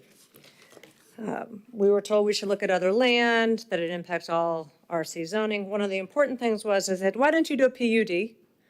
We investigated, we had 2 engineers look at it, we talked about it with Brad, and they said, we can't, you have to have 35% open space. That doesn't work with this design. Not to mention, you'd have open space in the back of the building next to the residences. It doesn't make any sense to have a PUD for storage. And then they suggested a lot coverage variance. We don't have a legal hardship to grant a lot coverage. And we had been told that that's not an uncommon variance to obtain. We searched the Board of Adjustment records for the last 3.5 years and couldn't find a single commercial lot variance even requested. So again, I don't submit for variances if there's no legal hardship, so there's not. One of the P&Z board members stated only percent lot coverage availability seems exceptionally restrictive. There's questions, why not a conditional use? We don't know. We're just working with the code we have. And so they also were concerned about the language. That's why we changed the language. There was a comment from one of the members who had a Christmas shop that says retail is dead. It is a struggle to fill up retail, as Commissioner Nelson mentioned. At the first reading, Mr. Parrish made comments. He continues to talk about the creep of industrial uses. I still don't understand that. I searched the internet. There's very little information about creep of industrial uses. But your code, regional commercial, allows many warehouses, so it's not a creep. It's already there, and it's not industrial. We did discuss with Brad, as we discussed, and he agreed that at least this language was, didn't support it, but was reasonable. So what I prepared for you with that handout was just to show the 3-mile radius and 5-mile radius from this site. This page 1 is before the site was developed. This is what they used to do their demographics. Back in 2019, there were 17 facilities in Titusville. Page 2, this is a current list as of the end of May of facilities. There's 20 facilities. There's some discrepancies on the bottom as to when they were completed, but Secure Space was completed in 2020. You've had Storage King in 2006, iStorage in 2007, Cox Discount. The historic district self-storage was actually 2007. All-purpose was 1979, and U-Haul was 1968. And you'll see some of these, one is 1956. So there are old storage facilities that may look industrial, but this one does not look industrial and doesn't look industrial. Also, too, looking at the code, I couldn't find a definition of an industrial. I couldn't find a definition to put warehouse in industrial, at least not self-storage warehouse. So I looked at the industrial performance standards. There are no commercial storage standards. They're in each additional use. So your industrial performance standards has smoke, odor, glare, heat, electromagnetic interference, radiation hazards, industrial sewage and weight, and fire and explosive hazards. None of those will ever happen at the storage facility. So the industrial standards don't apply, therefore not an industrial use. We also looked at over the city codes and the county code. There are a variety of, I would say nearly every city except Palm Bay in Brevard County allows mini warehouses in commercial. Many of them have much greater lot coverage than you do as well. Brevard County allows mini warehouses in BU1 general retail commercial. It's a permitted use with conditions, and these are the conditions on page 4. Again, any of these you want to add is fine with us, but they won't allow generators, they won't allow hazardous materials. The entrance gate is going to be locked into the drive-up. So just to give you an idea of what Brevard County does, Cocoa Beach allows it in neighborhood commercial by special exception with the 55% lot coverage. Cocoa allows it in restricted commercial, general commercial, wholesale commercial, urban mixed use. Rockledge in general commercial subject to a development agreement, another option. Also, I called Peggy Busaka, the former community development director, and asked her what she knew about this 2015 ordinance. And she remembered it, and she remembered it. She didn't go into detail about it, But I asked her the purpose of the building coverage restriction, and her thought was likely because buildings were to be set back from the road. That's the way development was done. We all know now there's some trend to move them forward, but also for parking. And she said likely because buildings were set back far from the road, which is now all wasted space, and the exterior doors were a concern because they were difficult to regulate. Historically, there was not much oversight for business tax receipts. I believe you all do a good job of regulating business tax receipts, so you're not going to have businesses being run, especially at this facility, because their lease won't allow it either. I could go into, and I have it all here, of what your industrial use table looks like. You got bottling plants, craft breweries, dry cleaning, freight distribution, light manufacturing, machine shop, truly industrial uses in your use table. Many warehouses is in there also, but not akin to these other uses in your industrial use table.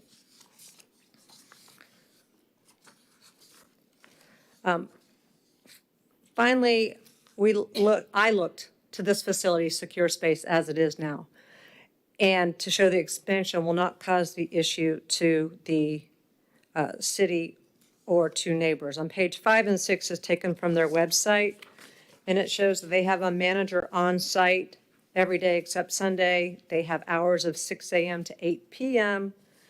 And then they have a list of features: digital recording, pest control, controlled access, overnight surveillance, access gate. Their lease also has restrictions, use restrictions, no habitable occupancy, no hazardous materials, manager's right to enter if it's believed that there's a problem in the unit. No subletting, vehicles can't be stored overnight. Secure storage is a good neighbor and will continue to be if it's allowed to expand. It will probably be a better neighbor because it will have a better look to it, and it will have stormwater retention, which it doesn't currently have. So in conclusion, it's not a site plan request. There's nothing that says that's what we're going to build, but Mr. Slavy has said he will build it. We can sign any form you want. You can make it a condition of approval that Mr. Parrish has to review it and accept the facade, or we can do a development agreement, something to allow them to expand. The lot coverage is the most important. 8% addition to the site is not going to draw anything new to the site. It's going to stay vacant for a long time. So again, we could add conditions to require a store office facade. We could add conditions that make you more comfortable. But I believe that at least the change to the language that the drive-up doors internal to the site is not visible from the property boundaries.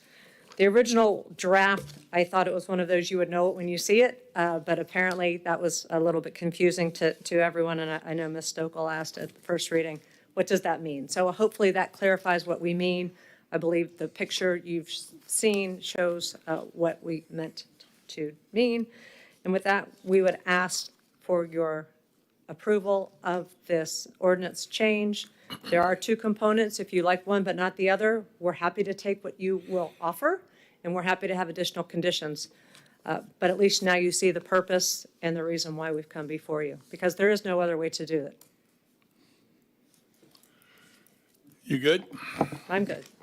Thank you for your time. I know I took a lot of Well, I time. know you probably already said this, but I at least want to ask you, it just came to my mind. What does Secure Space think about your proposed project? Have you spoken with them? I'm sure you have. That's Elias. Okay. And, all right, I got other ones in a minute, but not yet. All right, thank you. No question. Okay. Council, anything? Thank All right, you. call the cards, please. Yes, Rodney Honeycutt, Rodney's got a card. Tony Schifelo,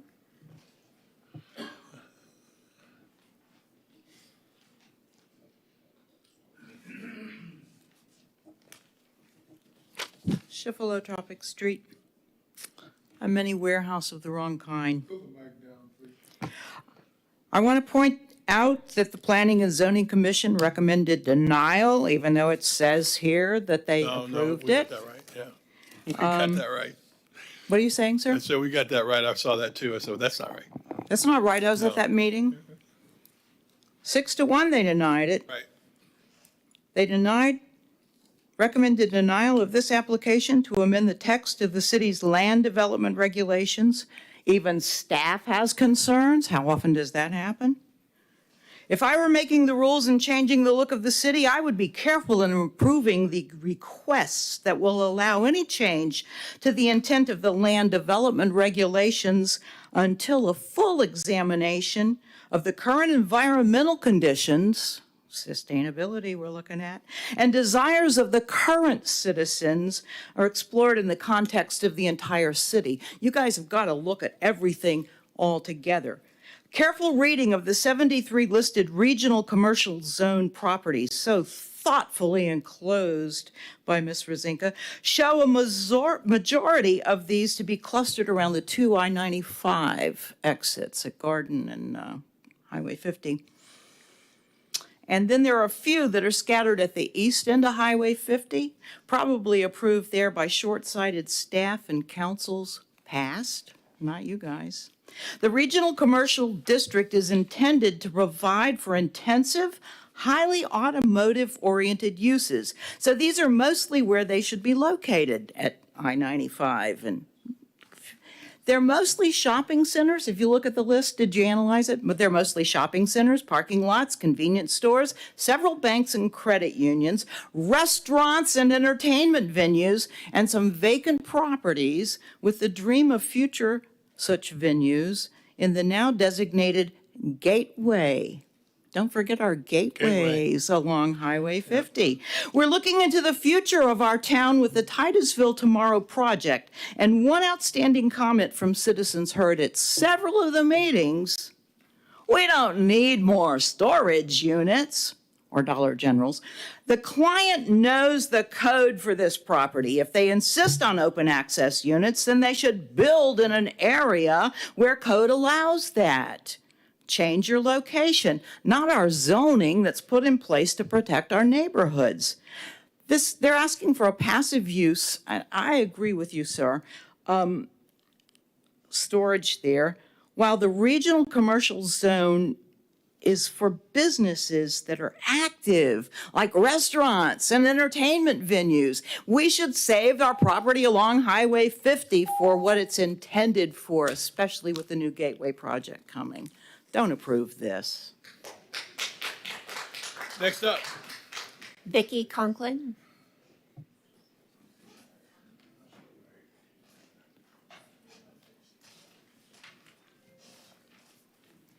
Vicki Conklin, 2920 Royal Oak Drive. I believe that our job as residents, officials, and staff is to plan for the future of Titusville. And I believe that's what we all are really wanting to do. I don't personally care about Queens, New York. I don't personally care about New Jersey. This is not Queens, and I don't think we ever want to be like Queens. And the pictures that we were seeing were Titusville. And I think we're responsible for making sure that we plan a development that is what our residents want. I haven't encountered anyone, and I've been talking with a lot of people. No one says they want more storage units. They say they want restaurants, as Ms. Schiffelow represented. They want restaurants. They want venues where they can go and do things. This is not the appropriate place. This project should be placed in an industrial zone, in somewhere else. It's not appropriate for regional commerce. I believe we have an obligation to our city as we plan our future to preserve our commercial areas. Regional commerce is a really important one. We give away the store or storage shed, if you want to say that, then we have gotten rid of our commerce area. Just because they haven't been able to sell their property for a few years, does that mean we should change our code of ordinances? I don't think so. So I hope that you deny this request. Thank you. Thank you. Next up. Megan Moscoso.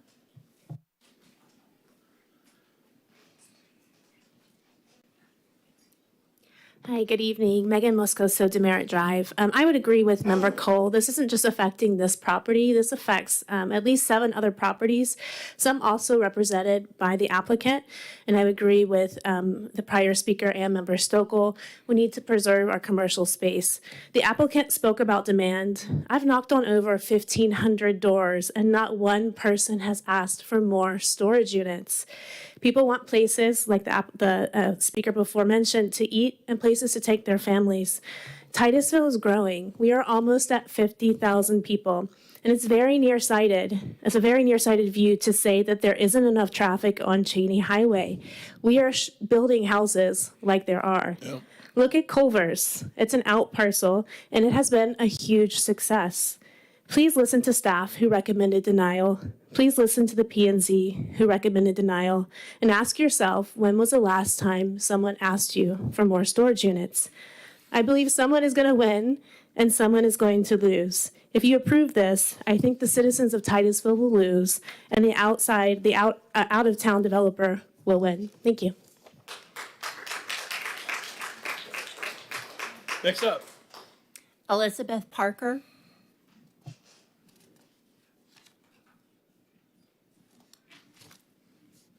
Elizabeth Parker, 3446 Trevino Circle.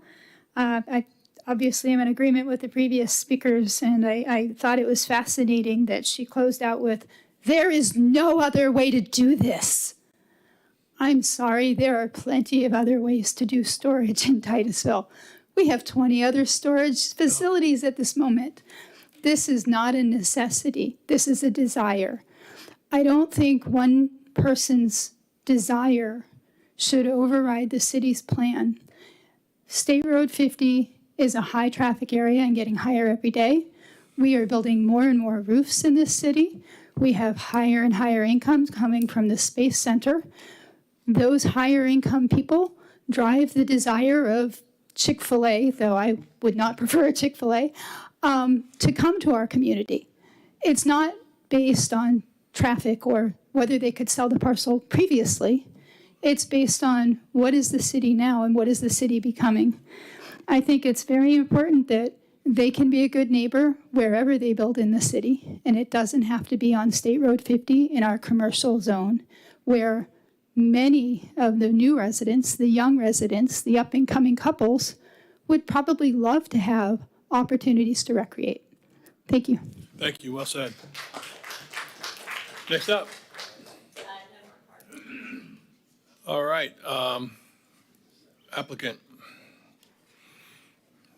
See how I remembered that whole process today? Did very well. Thank you, Mayor, members of City Council. Thank you for listening to us. Again, this is a request, nothing that you have to change. It's if you want to see the site redeveloped. It's owned by Secure Storage and Site Property Group. It will continue to be owned. They've tried to sell it. All that can be developed is 8% building coverage. It's not very big. This is a use that's already there. This is the only way to expand here. They can go perhaps out to industrial and take industrial land, but again, I think you want to preserve your industrial. This is a commercial use by your own code and by your comp plan. So it's in a high-intensity commercial use. You have other mixed uses that allow much greater building coverage or no building coverage. So again, it's two-part, building coverage at 50% and request the change to allow the exterior drive-up doors. Now, there's been a lot of statements about the plan and the desire, and no one wants this. Well, I'm sure none of these people have asked, do you need a new storage facility? That's not what you ask when you're knocking on doors for campaigning. So again, with that, I'd request that you approve the request in whole or in part. If you want to add additional conditions that we've discussed, that would be fine as well. So thank you. Thank you. Mr. Mayor? Yep. If I may, and I just want to address some of the things that were brought up. Sure, absolutely. Please do. And of course, the applicant would probably want to address what I would state here as well. But if you do consider conditions or allowing this, I would recommend maybe looking at page 4 of the applicant's handout and Merritt Island example that was given to you. So if you are considering allowing this to go forward as a use with limitations, I would recommend considering the conditions that are in that example that was handed to you. And if specifically conditions number 10, 11, 12 on the bottom of that page 4. And then I would say that you want to consider that through the public hearing process, similar to traditional mini warehouses in industrially zoned districts, which are currently require a conditional use permit. So I would just suggest that if that's the route, that's what I would recommend. If that's the route the council's leaning towards, that's what staff would recommend. Now, what specifically conditions that you would we would consider? I'm only pointing out those conditions on page 4 because that was provided to you by the applicant. They're much more robust than what's been presented tonight. Okay. I don't think anything you want to add to that? I'm sorry? I appreciate Brad's comments. I don't need to repeat. Okay, thank you. Council, obviously what I'm hearing from the people, and I would agree, and Megan's comment about going the door to the door. Yeah, I'm doing a little bit of the campaign thing too, and I haven't heard a lot about storage units, but I wouldn't anticipate that. I do hear a lot about Chick-fil-A. But I will say this, though, I actually, at that spot, and I think she mentioned it, Holly Carver and that real estate group was working hard, and I think we had at least a bite from them. And I went out and helped lead a pep rally out there to, we are Titusville. That's kind of where that came from, if you ever heard me say that. We are Titusville, and we want a Chick-fil-A. And they didn't come. But I like some of the comments that I heard, or certainly one of them is, I think you noted, we're putting a lot of rooftops up quick. That traffic count is going to go up. Because I would say that everybody would like, and again, when it first got built, I didn't anticipate they were going to try to put something else out there until I got to lead the Chick-fil-A pep rally. But that's something we have to think about in the future. Maybe the traffic study doesn't show we have the people now, but the way it's going, I don't know. I live right in the Imperial Estates. I come out that road, and it's harder and harder to get out. So I can testify to that. Of course, the lights have gotten all screwed up, too, if you haven't noticed that. You'll sit there for an hour.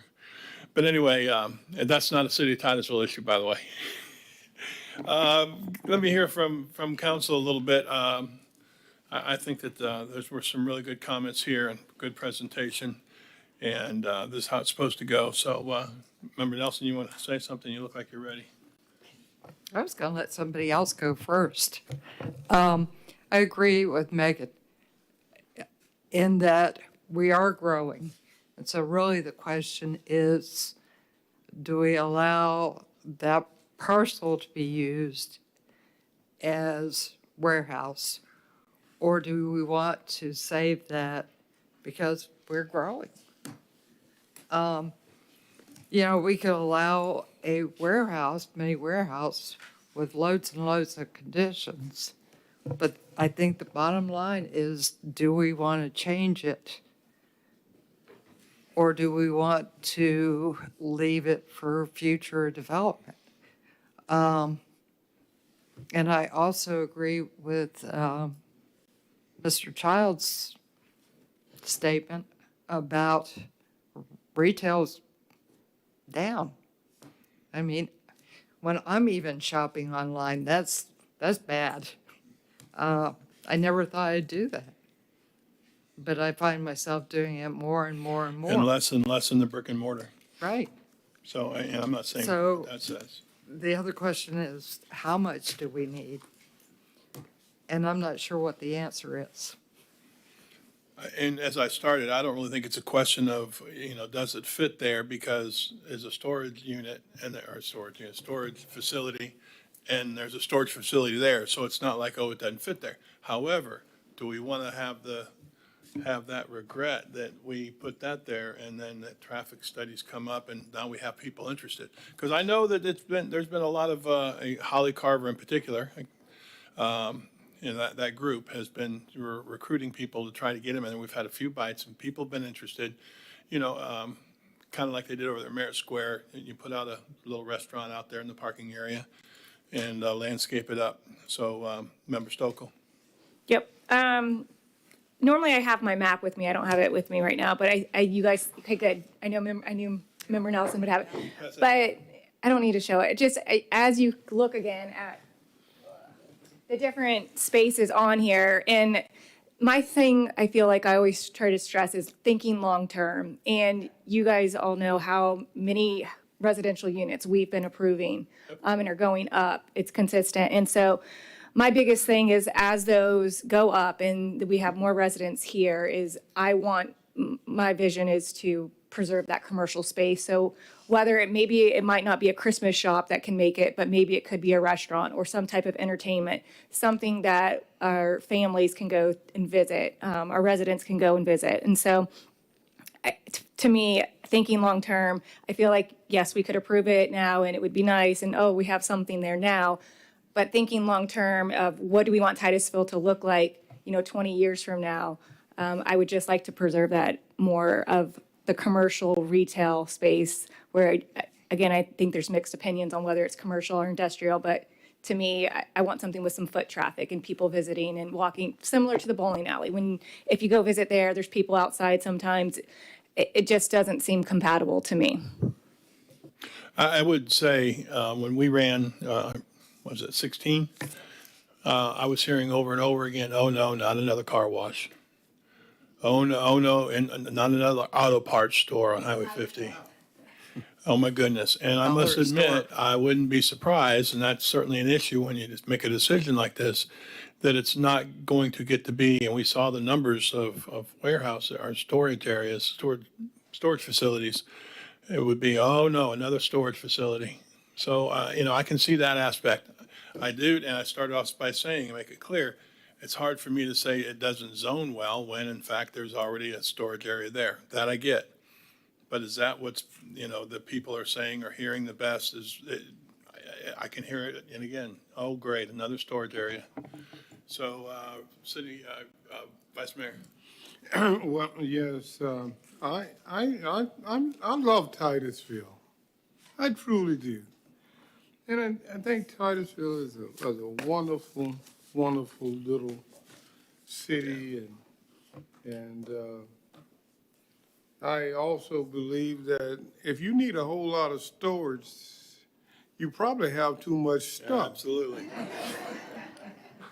Nation of hoarders. That's just my. If we've gotten to that point as a nation that we have so much stuff, we want to store it. And being at North Brevard Charities for 24 years, I cleaned out a lot of storage tanks, storage units. And most of that stuff had been in there 24 years. Because people get them in there and they just store it and never use it.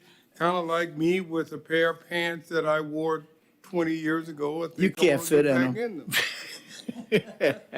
But that's my thought on storage. But the most important thing is that 50 is a major corridor into our city. Oh, yeah. And I want 50 to become a beautiful, thriving, people-oriented trailway into down to the Indian River Lagoon.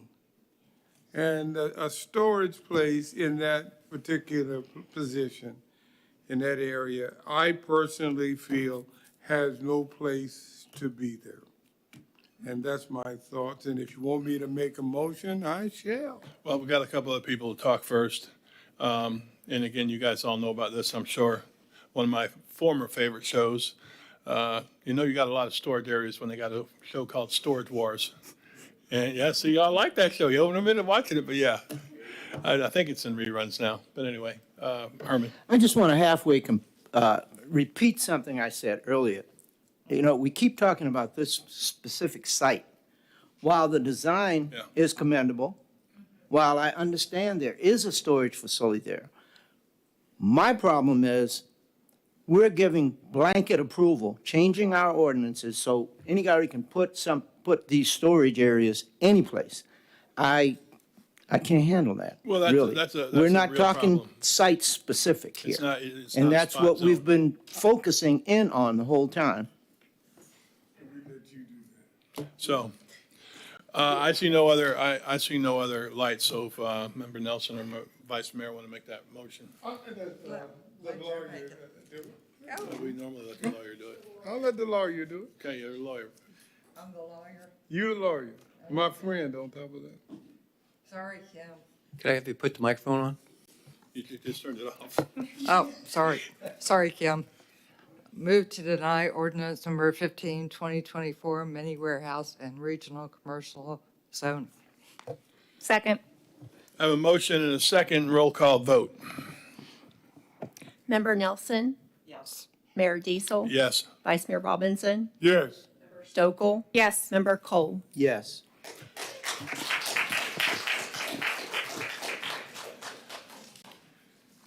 So, city manager, we'll move on. On to the next item is 9B. This is ordinance number 16, 2024, Golden Knights Boulevard. City Attorney will read for the record. This is your second reading and public hearing. Ordinance number 16, 2024, an ordinance of the City of Titusville, Florida, amending Chapter 28 zoning, Article 6 zoning district standards of the Code of Ordinances to require additional setback and buffer requirements for properties zoned industrial M2 abutting Golden Knights Boulevard by amending sections 28-318 industrial M2, 30-332 required landscape yards, and 30-339 visual buffer and screening requirements, providing for severability, repeal of conflicting ordinances, and incorporation into the code, and effective date. On 11 February 2020, staff requested advisability and City Council approved direction to address the increased development interest in lands surrounding Space Coast Regional Airport, much of which is zone M2, and M2 allows the most intense uses. City staff requested an opportunity to review land development regulations and ensure that industrial development in this area of the airport is compatible with aviation-related uses and promotes an attractive gateway into the city and airport. The draft ordinance imposes a 50-foot landscape buffer and setback for the zone M2 that are adjacent to the Golden Knights Boulevard. Staff's here to present to you the Planning and Zoning Commission recommended approval of this 5-2. Brad. I'm just going to summarize real quick what the changes are and just direct you to page 353 of your packet. And you'll see and strike through underline in red the actual change that's being proposed into the code. And you'll see a notation there for side corner yard setbacks and front yard setbacks. So anything related or fronting a public right-of-way will have this additional buffer requirement, 50 feet or setback requirement. On page 354 of your packet, you'll see and strike through underline or in red there, the new language is proposed and what that buffer will look like. This will only apply to properties zoned M2, heavy industrial, that are along Golden Knights. We don't have any other properties, or all the properties that are inside the city, rather, along Golden Knights are zoned M2, heavy industrial. On page 356 of your packet, you'll see more specific description of the two optional types of buffers that they can include inside that 50-foot buffer. In other words, what they can include inside that. The minimum buffer has to be 50 feet. The options are described on page 356 are describe what you are allowed to do or what you can choose to do inside that 50 feet. And that's depicted on page 357 of your packet. And you'll see primarily you can do illustration or exhibit A, which is a buffer that includes a 5-foot berm with a wall and vegetation in front, or exhibit B, which is a berm that's 5 feet tall with a wall on top with vegetation plus a retaining wall. So that vegetation should be facing street side. With that, I'll try and answer any questions. I do want to state that the airport, we did share this with them, and they agreed with the proposed ordinance. They agreed what now? They agreed with it. Okay, thank you. Any comments from up here? Call the cards. Member Nelson? Move to approve ordinance number 16, 2024, Golden Knights Boulevard. Second. Anything we need to add to that? Okay, I got a motion and a second. Roll call vote. Mayor Diesel? Yes. Vice Mayor Robinson? Yes. Member Stokel? Yes. Member Cole? Yes. Member Nelson? Yes. Passes unanimously. City manager. You up for a break yet, or you want to keep going? Keep going. Okay. We're on item C, which is ordinance number 17, 2024, Landscape Technical Manual.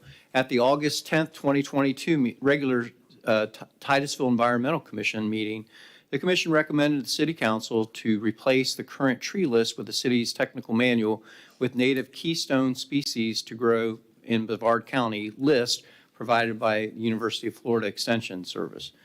At the September 15th, 2022 regular meeting, the TEC, the commission amended the motion to include sable palmetto in addition to native keystone species list. The motion also recommended that any occurrence of nuisance trees be replaced on a prohibited list.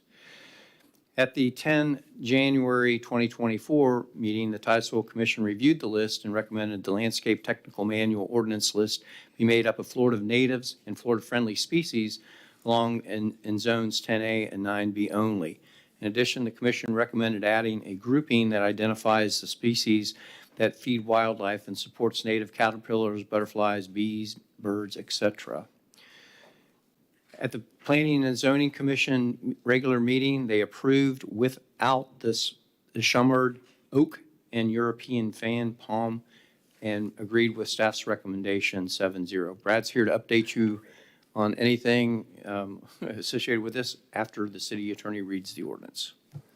Ordinance number 17, 2024, an ordinance of the City of Titusville, Florida, amending the Code of Ordinances by amending the Landscaping Technical Manual to update the approved trees and shrubs list, specifically amending Section 5, Landscaping, providing for severability, repeal of conflicting ordinances, incorporation into the code, and an effective date. I was waiting for him to read that whole thing. Got a long way to go there. Member Nelson. If I could, Brad, so we can give you an update real quick. Okay.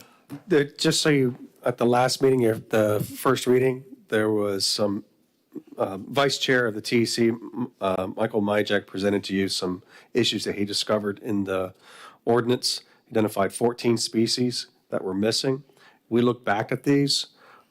Several of them were already in the ordinance. They were just misspelled. We corrected those misspellings. So that's updated in your draft in your packet. Several others were identified during a discussion, actually, in the March meeting with TEC, where the consultant at the time said, agreed with, in concurrence with the TEC, to not include water plants. Some of these are included in that, so they're not, we're part of the list that Mr. Majek showed. They're not in the ordinance. The Laura Oak was also something that was agreed to be removed as well. So I believe we've addressed everything that was brought up at the first reading. And with that, I'll try to answer any questions you have about the ordinance. The P&Z recommended approval with removing Shumard oaks as well. We believe that we have fulfilled what TEC and P&Z has asked for. It's a very extensive list of recommended vegetation that we provide to applicants when they're trying to submit to us a landscape plan that they can use as a reference to propose a very robust landscape plan to the city consistent with our code. It does include, and I think at the first reading you also heard that the majority of the vegetation here is native. There was discussion, just so you're aware, at the TEC and P&Z meetings about coming back to the council with another recommendation to maybe change the code to require that a landscape plan, when it's submitted to us, has a minimum percentage of native vegetation. That's currently not really addressed in our code. So that might be something that may come back later, but that's not addressed in this ordinance. So this ordinance is just a recommended list of vegetation to be included with a landscape plan. Thank you, Member Nelson. I'm just curious, are we the only city in our county doing this? I believe, I've heard, I've not looked at other cities in the county as far as whether they have a recommended list, but I have heard that ours is the most complete compared to other jurisdictions. Anybody else? No other comments? Call the cards, please. Yes, 2 speakers. The first, Kay St. Ange. I'd have been disappointed if you didn't speak, Kay. I really would.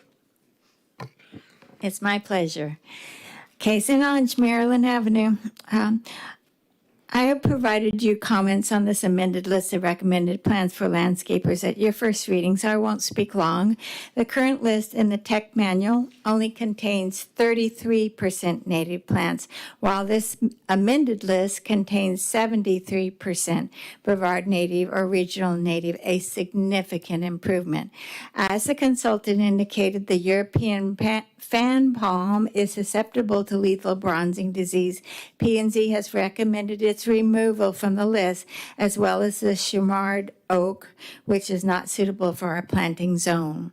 Remember, native plants grow here without additional water once established and need no fertilizers. Thus, approval of this amended list for the tech manual would be a big benefit for the lagoon, aquifers, as well as our birds, butterflies, and pollinators. If this amended list is approved, it is more likely that developers, landscapers will choose more native plants for their landscape plans. However, there is still the possibility that they will avoid the native plants in the list and choose exclusively from the 27% non-native plants on the list, or avoid planting from this recommended list altogether. Thus, P&Z has recommended that council direct staff to draft incentives for landscapers to plant a higher percentage of native plants. I hope you will ask that this recommendation be put on your next agenda for your consideration. Thank you very much. Any questions? I see none. Thank you, Ms. All Kay. right, very good. Appreciate it. Next up. Tony Shipolo. Landscape. I'm not becoming Stan Johnston, I promise. Nah. Yeah, you better say that when he's not sitting behind you. Tony Shipolo, Traffic Street. To qualify as a Tree City USA, you must meet 4 standards. I've spoken of this before. But number 1 standard, you must have a tree board. In Titusville, per City Code Section 31-121, the TEC is the tree board responsible for developing and administering a plan for the care, planting, and removal of trees along streets and public areas. TEC formulated a plan for care and planting of trees on public areas last year, and now they have worked on this plan of the proper plants to plant. So the other second condition is to be a tree team, you must have a tree care ordinance that provides clear guidance for planting, maintaining, or removing trees in public areas. So the tree team and TEC have worked and struggled long years to help improve and establish a good tree ordinance, which we finally did, even though we were meeting with much resistance from former staff, and that council passed. And always developers are giving us a hard time about it. But the tree team worked closely with the TEC to help develop a suitable list of native fauna for our area that's being presented to replace as developers remove the native fauna that's there already. So the TEC has demonstrated a deep commitment to shaping Titusville's growth in an environmentally friendly way. Planning and zoning gave careful consideration in recommending this ordinance about native plants. So I'm here to urge you to please continue to show your respect, if not your admiration, for the sage advice of your advisory boards, and accept this technical manual for landscaping that includes 70-some% of native plants. Better than none. Thank you. Absolutely. I think it's a great move. Next, please. Okay, I think Vice Mayor would move quickly. Yes, Vice Mayor. Please, Ms. St. Orange, would you come back up? May I ask you to come back up, please? Mr. Robbins, could we get you to speak a little closer to the microphone? We can't hear you. Yes, sir. Thank you. Yes. Yes, sir. And you said something that just kind of went off in my head, and we had talked about it several years ago. What does a incentive look like that would entice a developer to use native plants versus St. Augustine grass? Please, what do you think that looks like? I defer to Brad Parrish. You see, And He's the an reason, I mean, expert on I'm very serious because I think that that's a wonderful idea. But what does it look like? What kind of dress does that wear? I think staff needs to work with TEC on developing incentives and that go through the process and then be presented to P&Z and but then be you're- presented to you. It's not for me to say. Well, I And just not thought on an maybe you advisory had something, board. you know, because you're such a, you know, you're so dedicated to this, and I admire you for that. Generally, incentives, it's a give and take situation, and so the Right. staff has to decide what they're willing to give, and then. Well, actually, Ms. Kay, you may recall Yeah. during our tree discussions for 2 years. Yes. And our low-impact development, Yes. that word incentive was big in getting us to move Yes. forward. I don't know that we absolutely defined it, but I know we gave some examples of some incentives. Brad tossed me a couple. Yes. Well, the low-impact development has some incentives in it. And so to does the tree encourage- ordinance. The tree ordinance has incentives. Yes, so it's something we can explore, if that's the discretion of council. Well, and again, I think when we first started, we wanted to get this thing going. We wanted to get it out Right. there. And so once we Right. went with the incentives, And I have seen the tree ordinance incentives used by multifamily developments on Dairy Road. Dairy Road Apartments is going to, Dairy Road and US 1, they use the incentives and they're actually only required to preserve canopy, 10% canopy, and they're going to preserve 28% because they use the incentives and they won't have to pay as much into the mitigation fund because of that. But that's not really applicable to this native plant, so. that is an incentive. Right, It's a thought changer. It engages you to begin to yes, create it. yes, but I think staff needs to work with TEC on that, Thank you. above my pay grade. Very political of you. Very what? Okay, Member Nelson. Well, before I do that, can I add one thing? Sure. I understand some of the communities are actually requiring a certain percentage of the plants, trees to be native. And to me, that was something I was interested in. Yes, some communities do that. I mean, I've worked for a community that had a minimum that you had to establish and demonstrate with a landscape plan. So I don't know how everybody else feels, but I would be interested in having advisability. You guys come back with advisability on that. Yeah, I think we're to the point now when we got this through, we weren't real specific on some of those incentives. Maybe we can get a little more specific now on, you know, the give and take. That'd be good to get a report back. So do we want a motion on advisability? Okay. Move to have staff bring back Incentive. incentives / requirements for using native plants and trees in development.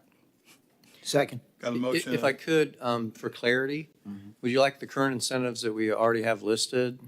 I think that'd be good to look over first. Yes. Yeah. And then a recommended or I think that'd revised be a good list. place to start, sure. Yeah, okay, thank you.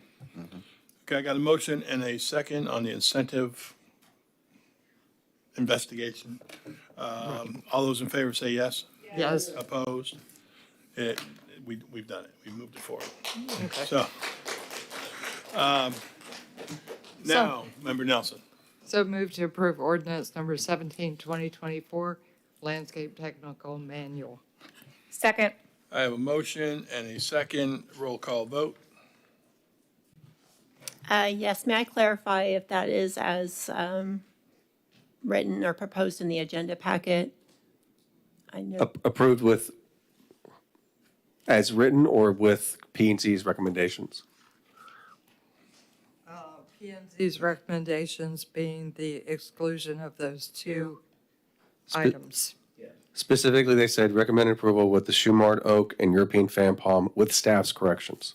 That was their recommendation. Okay. Yes. With the two conditions as outlined by P&Z. And second. Stokel, your second stands? Second stands, yes. Second stands. Roll call vote. Thank you for that.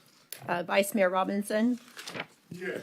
Member Stokel? Yes. Member Cole? Yes. Member Nelson? Yes. Mayor Diesel? Yes.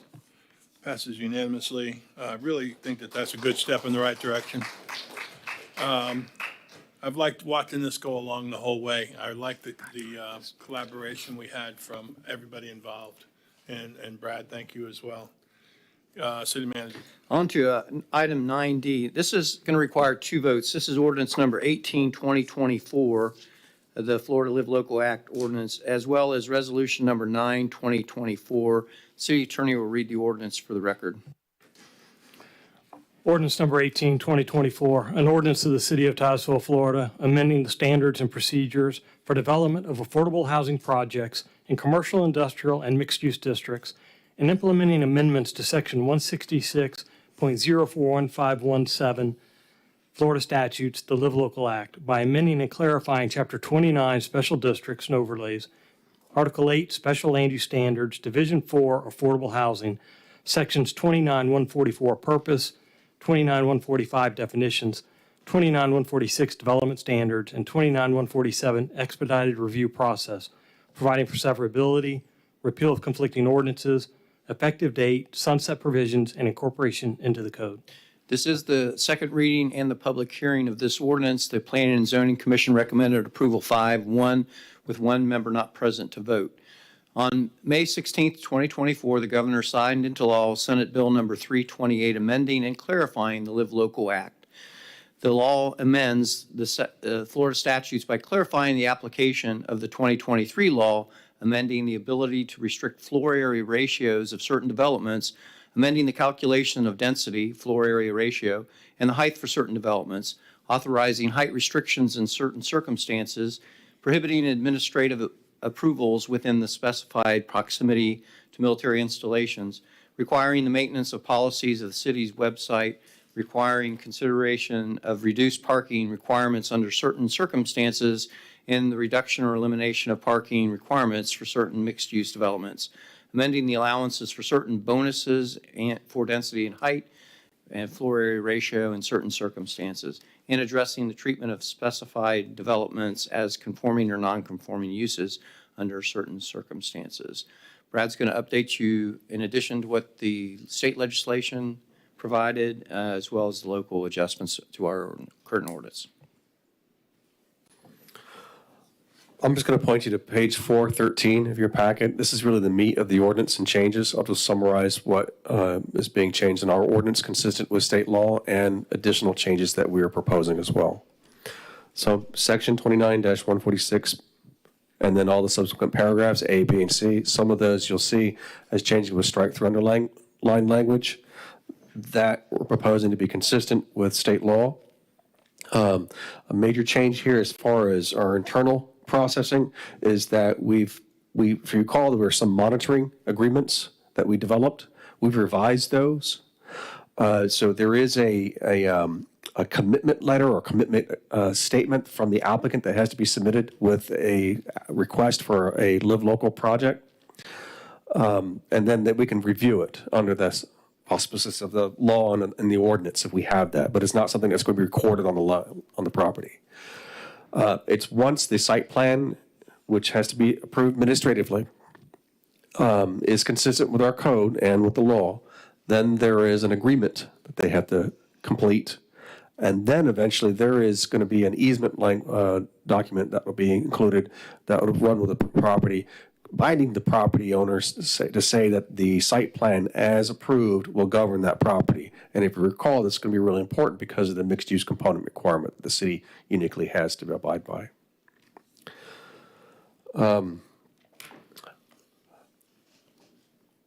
So again, we'll have those monitoring process after approval.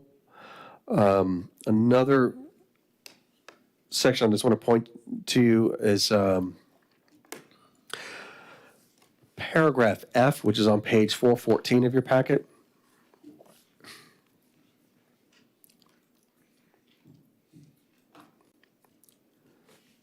This is related to there's a clarification in the state law that we've received a lot of questions about height, for example.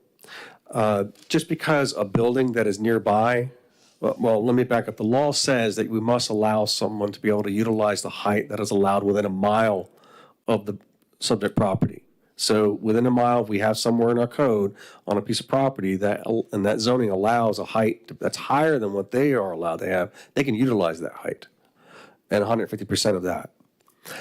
Well, that doesn't necessarily mean that because someone had already got a building constructed and may have received a variance or have utilized some kind of bonus that may have been available in the code at the time, that they are now, that this new Live Local qualifying project has the benefit of using what someone else was able to utilize. What this is saying, is clarifying, is that you are only entitled to use the height that is allowed in the code, not what someone got through some kind of variance.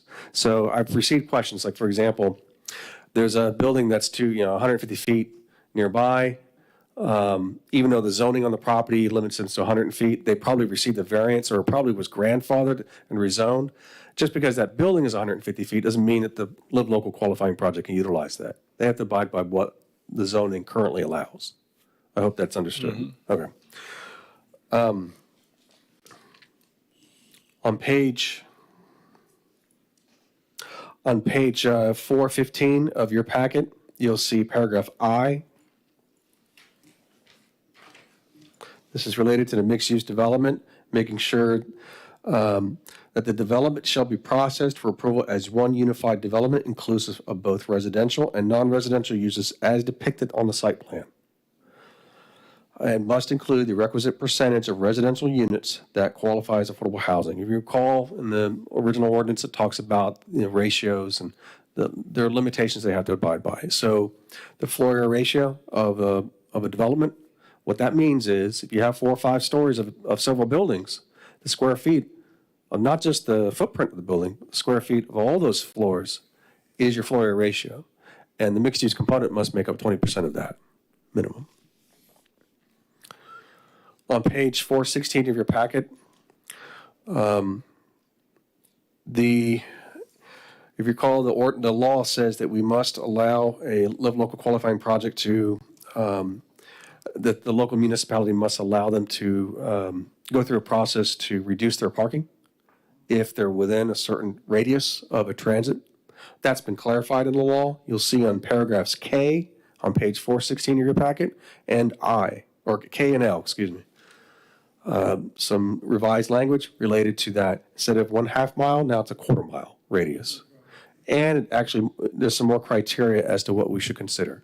We currently have a waiver process in place now, so that's where this would be processed, through our Development Review Committee waiver process.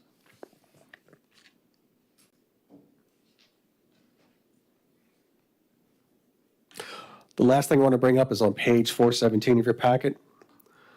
Section 29-147 and the paragraph B talks about the declaration of restrictive covenant. That's something that I was, like I mentioned before, that's the document that's going to bind development consistent with that site plan on that property. I don't know if there are anything else that we probably should need to add or make the council aware of, but that was the end of my presentation. I'll try and answer any questions you have. Questions? Excuse me. Go ahead. Which one did you just read? It was page 417 of your packet. It's paragraph B under 29-147. 29. In the second sentence, or second line rather, it says declaration of restrictive covenant.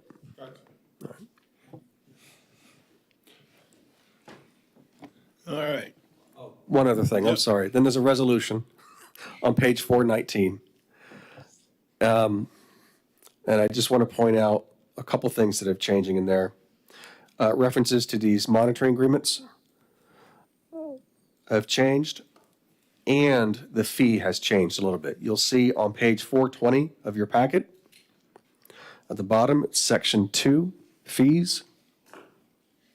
In addition to our regular site plan, we already approved, per the original resolution, a fee for a Live Local project to review that consistent with all the monitoring agreements that we have to review, and then there's a reporting as well. So the fees that, and I think we actually reduced it a little bit as far as the subsequent reporting fees. Instead of $200 per affordable unit. Now it's $500 for each compliance monitoring act performed on affordable rental housing development under this law. I just read the last sentence of that paragraph in section 2. So we just modified the fee schedule a little bit to be more realistic. With that, I'll try to answer any questions. Member Nelson? So are you talking about $500 for each unit that you monitor? No. So when they submit to us their monitoring report, they just pay that fee, that one-time fee. The one-time fee. Anybody else? All right, call the cards. Yes, sir. 4 cards. The first, K. St. Ange.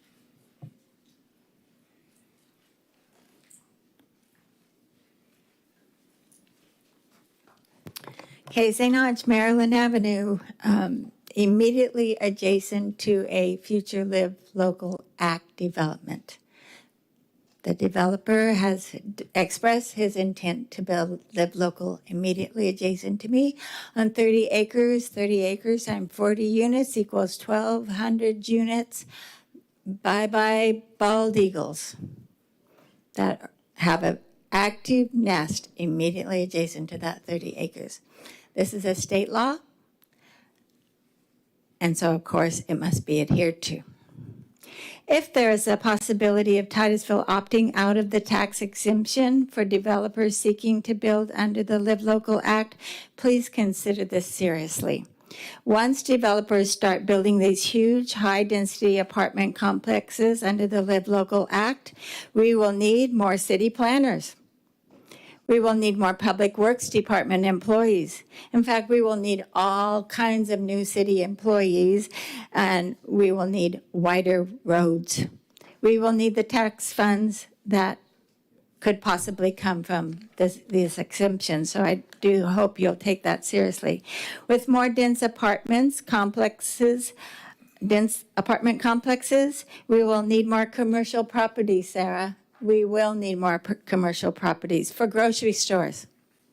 The grocery stores are already packed. We're already standing in long lines. We will need several more grocery stores. And they are built on commercial. We will need more restaurants. You can't order restaurant food online and get a good food. You want to go out to eat at that restaurant. I don't want to order my food and have it cold time it arrives, and I need a grocery store. The State Live Local Act will bring lots of change to Titusville.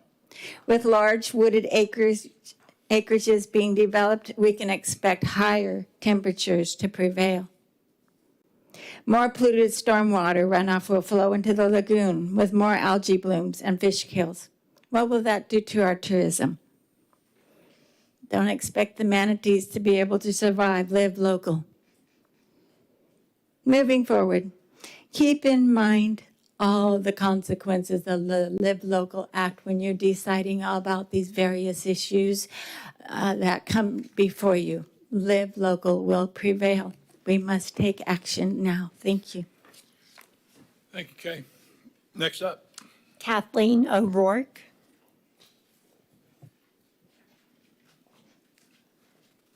Okay. And we'll try not to repeat what people have said so much, except the thing is that we know Brevard County voted out of the Live Local Act and West Melbourne did. So we're having the wrong conversation here today. I know by procedure you have to have this conversation because it started before. Why is Titusville not having a conversation here about opting out of the Live Local Act? Time out, stop, hold up. I never heard of such a thing. No, they're opting out of the tax exemption issue that we're going to be bringing back to you. We can't opt out of it. I mean, this is state No, law. no, it's state law. Okay, I'm sorry. I apologize. You got me Yes. jumping up and down here. Yeah, well, you can opt out of the taxing part. And what it says is that the Brevard School Board and the Governing Board of Municipalities would need to vote separately to opt out of reductions for housing developers, for school property tax, and for municipal property taxes, respectively. West Melbourne has already done so. We really need that. I have been here at many talks about the Live Local Act, and you aren't happy with it. You're not. You lose local control. You're ending up in a bad situation, and you've said before your hands are tied. Your hands are not quite so tied anymore. Please get something out there, and instead of looking at all the ways we can meet what we thought of before, say, aha, there's hope here, we can stop this. So, thank you. That is what I'd like to say. Threw a little life into this thing today. City Attorney, can you give about a one? It'll be coming to you for advisability in July. Tell me again? It'll be coming to you for advisability in July. Okay. Yeah, any option's a good option. Next. Go ahead. Let me just clarify something. We cannot opt out of the Live Local Act because that's a law that's come down from the governor, right? That's correct. But with regard to some of the tax exemptions, we can. And that's Okay. separate from Live Local. That is not Live Local, but it's a tax exempt that we can opt out of relative to the affordable housing. So it's related, but it's not the Live Local we're talking about tonight. Okay. That gives I just wanted to make sure that was clear. Sounds like it might give us a tool. We'll wait to hear. Next up. Tony Schifelo.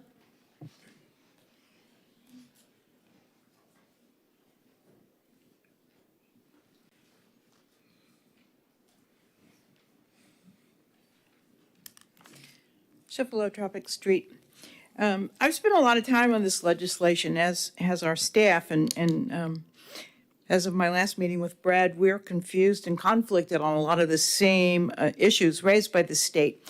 Our local Live Local Act needs to be closely scrutinized and compared with our comprehensive plan and the numerous surveys that we've been doing of citizens about the future of our town.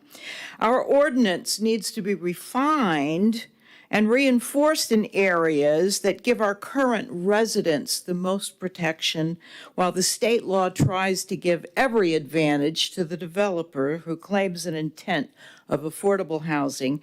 And I'm talking about areas such as infill allowances, the opting out of the tax exemption. I'd like to point out that building materials used in a unit within a newly constructed affordable housing development are exempt from sales tax by way of a refund provided by the Department of Revenue after completion upon application of the owner at the time the unit is substantially completed.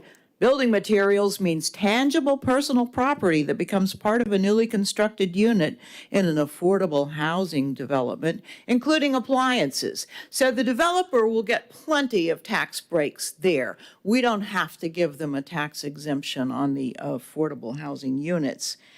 We can't do much to change the state policy. However, you, our city council, has the power to make the city slow down, carefully review and modify this abhorrent imposition from the state that's taking away our rights as landowning, tax-paying, voting citizens of Titusville, Florida. It's taking away our rights to make any decision about the look and integrity of our neighborhoods. There's also, I'd like to point out just in passing, and I can go into it in more detail when I'm more prepared, there's kind of a trust issue with some of the things in section 29-146, in that so much of it is left to administrative decision, and there's not a lot of trust these days in some of the administrators.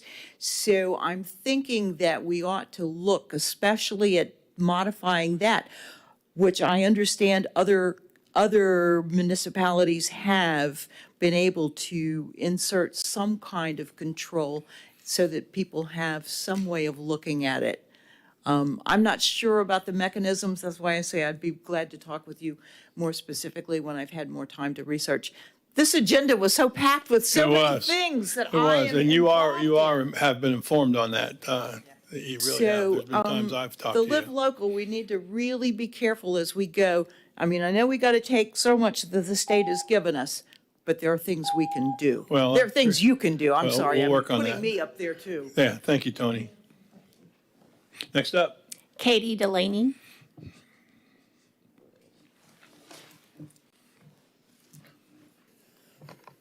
Hello, my name is Katie Delaney, and I just wanted to start off by saying that I object entirely to the Live Local Act. And while I understand you all have an ordinance that you have to pass to be in compliance, I'm asking that this council and the staff look into what other cities are doing to make this more citizen-friendly and transparent.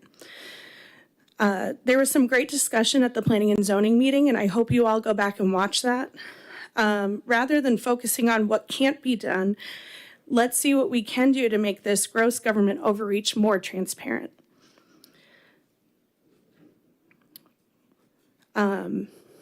While there are ways to get projects that are being planned, as the staff pointed out, it's not very user-friendly when we're talking about the City of Titusville's projects that are Live Local projects. There is a website, and they did let us know that, but it's not very visible. So if that can be made more visible, that would be great. And in addition, Ms. Stokel, you are on the League of Cities for the state, and rather than supporting this, which I don't know if you do or not, but please do what's best for the residents that you represent and lobby against this bill when you go to Tallahassee. While we can all agree that we are having a crisis, a housing crisis, we need to stop perpetuating the issue, and we need to be advocating for the American dream, which is home ownership. And there are so many ways that we can deal with affordable housing. So some of that is the insurance industry, and what's going to affect the insurance industry is all these projects, these Live Local projects that are just going to get thrown wherever. And it doesn't matter if there's going to be flooding issues. It doesn't matter if there's going to be impacts to our infrastructure or our police and fire infrastructure. Those all have huge impacts on our insurance, our homeowners insurance. And that's part of the reason why people can't afford their homes. And if this really is about helping people afford their homes, then we need to come up with something better. And let's face it, our state is failing. Our state level is failing. And so we, the citizens, and you all who we elect in the cities, we have got to join together and tell the state, just like we come and tell you guys you're here to represent us, we need to go to the state and tell them, you represent us. We're here to tell you that this was a horrible plan. It's going to hurt our state, and we need something better. So I'm asking you to join with us and do that. Thank you. Thank you. Katie, you know the biggest jump we had up here was when I heard we could opt out. Yes. So rest assured it didn't. I mean, it wasn't just me. I look, everybody's jumping up. So I know. So yes, I know. right on. Thank you. Totally. Thank you. That's true. When she said that you could opt out, I'm like, what? Next up. Elizabeth Parker.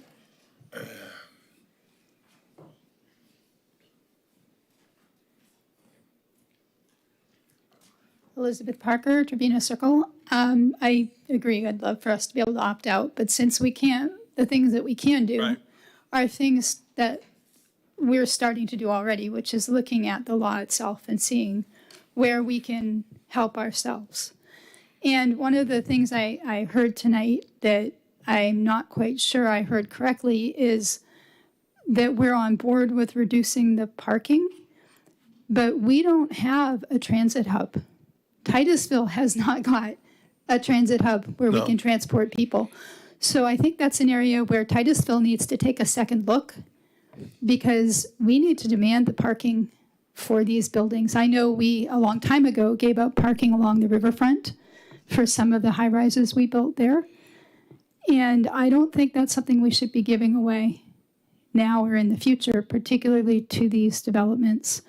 And also, with regard to these developments, maybe there's something we as a city can do to entice appropriate commercial development, appropriate industrial development, and avoid the mixed use category entirely in our city so that these developments don't have the opportunity to come to our city.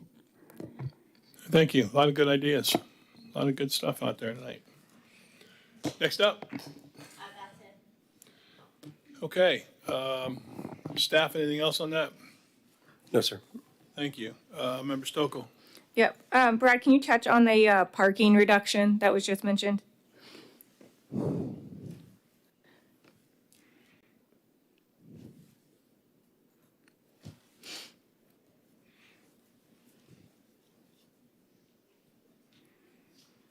If you go to page 416 of your packet,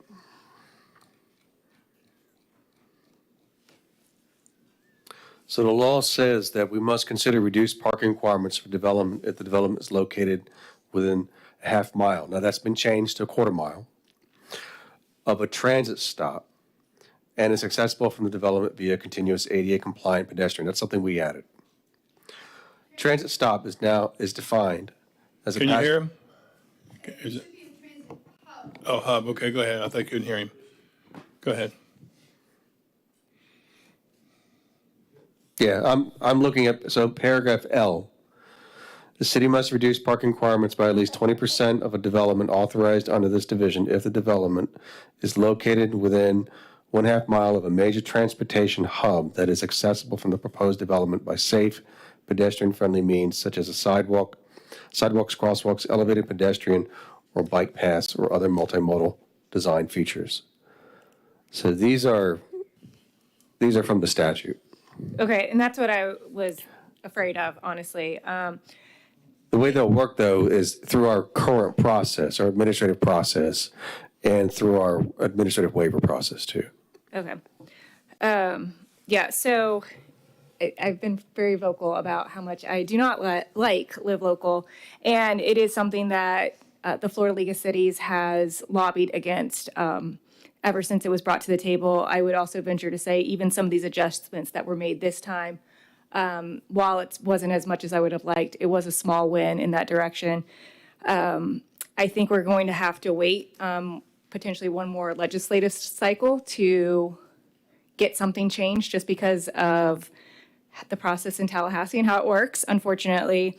But it is something that the league is definitely aware of. It was on one of the potential priorities for the policy committee I was sitting on. I will tell you the issue that I found being on that policy committee is those of us that this impacts were speaking up. There were several cities that it does not impact because they were already built out. And that was very frustrating because I would have appreciated having those voices, even if they weren't, and being affected by it. The other thing that's a little bit frustrating, even if we can't get it taken away completely, is this aspect of all of our projects that are coming have to have that mixed use component because of our limited commercial. So ideally, I feel like if this was really important to them, maybe they would focus on those communities that aren't so short on their commercial space, would have been better in my opinion. That being said, I think the staff did a great job of working with, unfortunately, what we were given. My fear, and it's been brought up before, well, don't pass anything. My fear is if we do that as a council, we are letting staff interpret the law, and I'm just not comfortable with that. So I'm okay with it, given what we have to do. And then my only ask would be, as potential projects come forward, if we start to find something wrong or something that's not working, that it be brought before us again to make those changes. So we can try to do what's best for our citizens. But I appreciate a lot of what you did, Brett. I know this was a lot. And I also appreciate the floor area ratio because there are certain things in here that I think will help us. And then in July, when we get the chance to vote on that tax exemption, that will be another tool for us to do what we can. So that's my thoughts. Yeah, Brad, I feel like you gave us some tools and gave yourself some tools to interpret. And I think that in July, we get to move a little further along. Anything else from council? Member Nelson? Move to approve ordinance number 18-2024, Florida Live Local Act. Second. Have a motion from Member Nelson and second from Member Cole. Roll call vote. Member Stokel? Yes. Member Cole? Yes. Member Nelson? Yes. Mayor Diesel? Yes. Vice Mayor Robinson? Yes. Passes unanimously, and it's nice to hear we're all thinking the same thing. We got to get as much control as we can. I still like the opt-out that I heard for about 4 or 5 seconds. I mean, that had me jumping. Mayor, we're going to need one more motion. It's for Resolution 9, 2024. Member Nelson? Go ahead. I skipped that one. Move to approve resolution number 9-2024, Florida Live local act. Second. Got a motion and a second. Roll call vote. Member Cole? Yes. Member Nelson? Yes. Mayor Diesel? Yes. Vice Mayor Robinson? Yes. Member Stokel? Yes. And that passes unanimously. We move past the live local, we skip a couple, and city manager. Just as a reminder, Council 9E and 9F have been tabled to 23 July 2024 at your 6:30 meeting. Those are the couple we skipped. The next item is 9G. It's a conditional use permit, application number 3, 2024, for property located at 1210 South Hopkins Avenue, I Go Now roadside towing. The city attorney will read the procedures for this item. Correct. This is a quasi-judicial item, so I'll read those procedures. During the public hearing portion of this meeting, anyone wishing to speak on this quasi-judicial item must first sign a public hearing agenda card and sign the oath contained thereon. The cards are located on the table at the entrance of the chamber. Those speaking in favor of a request will be heard first. If you have photographs, sketches, or documents that you desire for the city council to consider, they must be submitted into evidence and will be retained by the city. Please submit such exhibits to the city clerk. City clerk, have all persons wishing to speak before the city council signed an oath card swearing to tell the truth, the full truth, and nothing but the truth? The oath has been signed by all persons that have submitted a card. Staff and applicant, please have all witnesses that intend to speak sign an oath card swearing to tell the truth, the full truth, and nothing but the truth, and provide those to the clerk. Is there anyone present if there is anyone present who has not signed an oath card that does wish to speak, please submit the card at this time. City clerk, have all agenda items been properly advertised? Yes, sir. In the event that a council member has received an ex parte communication, either verbal or written, outside of this hearing, the council member shall disclose the identity of the person, group, or entity with whom the communication took place and the subject of the communication, including all opinions or facts discussed. Any written communications must be disclosed and made a part of the record. Also, in the event that a member has conducted an investigation or site visit or received any expert opinions regarding the quasi-judicial item, said visit or opinions shall be disclosed.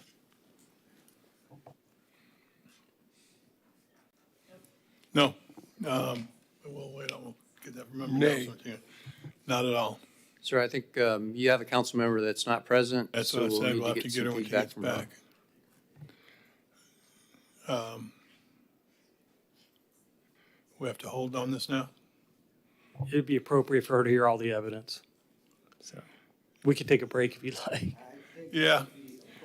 Yeah, here she comes now. See, these guys, they're saying, here she comes, because they said, we've been sitting here for 4 freaking hours. We can't wait. I was thinking you had to wait for her to say, no, she hadn't talked to anybody. Both. That too.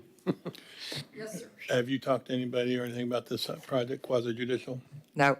There's a no. All right, moving forward. The Planning and Zoning Commission recommended approval with no conditions by 7-0. In addition, the Community Redevelopment Agency considered this request and recommended approval with conditions. The applicant is requesting a conditional use permit to permit and operate a vehicle for hire establishment at 1210 South Hopkins Avenue, Unit B. The future land use designation on the property is downtown mixed use, and the property is zoned in the Midtown Subdistrict in the downtown mixed use zoning district. By definition, a vehicle for hire establishment is an establishment where vehicles for hire are stored and maintained. These establishments must be administrative and dispatched offices and areas where vehicle repair and maintenance occurs. Staff is recommending approval of conditional use 3-2024 with one condition, that a solid opaque fence made of material other than chain link, i.e. wood, vinyl, etc., shall be provided in the area of the perimeter of any vehicle storage areas. Mr. Parrish is here to update you on this item. Mr. Parrish. I'm just going to briefly describe this, that this is, again, as stated already, in the downtown mixed-use zoning district. Remember, there are 5 subdistricts. This is in the Midtown, which is primarily an auto-related subdistrict. This property was constructed in 1962 and 66. The uses have been described in the past with BTRs per their history, garage, auto body, auto paint shops. A business tax receipt for an electrical contractor was issued for Unit A and remains active. A BTR has not previously been issued to Unit B. The property does not currently have a business tax receipt for the proposed use. We reviewed the site or the application consistent with the conditional use criteria of the code, section 34-76, and found it consistent with the recommendation from staff that a solid opaque fence made of material other than chain link, i.e.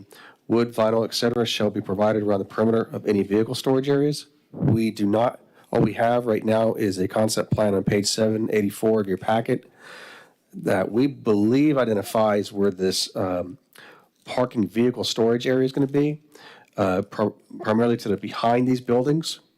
Access is a question that we'll have. Eventually, we'll have to have some kind of, we'll review with the BTR request or business tax receipt when it's submitted to us. It'll be reviewed by our staff and we'll determine what kind of approvals they'll need to go through, such as permitting or site plan approvals, whatever that might be, because there may be a requirement for stabilized driveways and stabilized surfaces for the parking vehicle storage areas.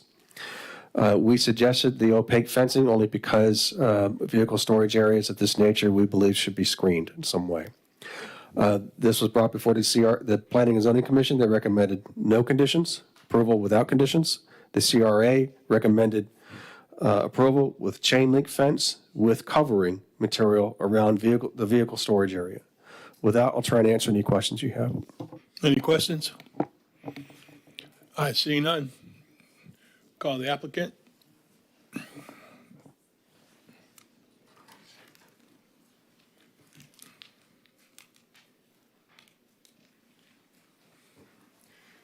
How are you? Good, thank you. My Nice. third time up Thank here. you for sitting there for 4 hours. I loved it. It was great. I loved it. In the back of my mind, I kept thinking, there, man, that's a long wait since we just talked to y'all. It's all good.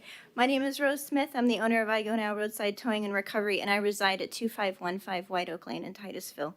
I don't have much more to add than the other 2 times that I have spoken, unless anyone has any additional questions. I did write up a speech, but I feel like that we have all touched on that multiple times today in front of the same people, including Mr. Parrish. So really, I just want to answer any questions, and also, basically, I'm just asking for the approval of the conditional use permit. I agree with the recommendation of chain link fencing with the black opaque fabric. One good thing I didn't mention before about that fabric is it comes in 50-foot sections. If it rips or tears or starts to fall down, it's easily changed out in 50-foot sections with zip ties. It's that simple. So we would be able to maintain it easily and upon immediate need. It wouldn't need to be where I would need to ask for permits or anything like that to be able to repair the fencing. And I appreciate your approach to this because clearly we just did this 4 hours ago. I hate to say 4 hours ago, but it's been about 4 right now. But anyway, I agree. Is there anything else anybody wants to ask the applicant? No, not at this time. Okay. Thank you. Thank you. Any cards on this? Yes, sir. 2 speakers. The first is Chad Smith.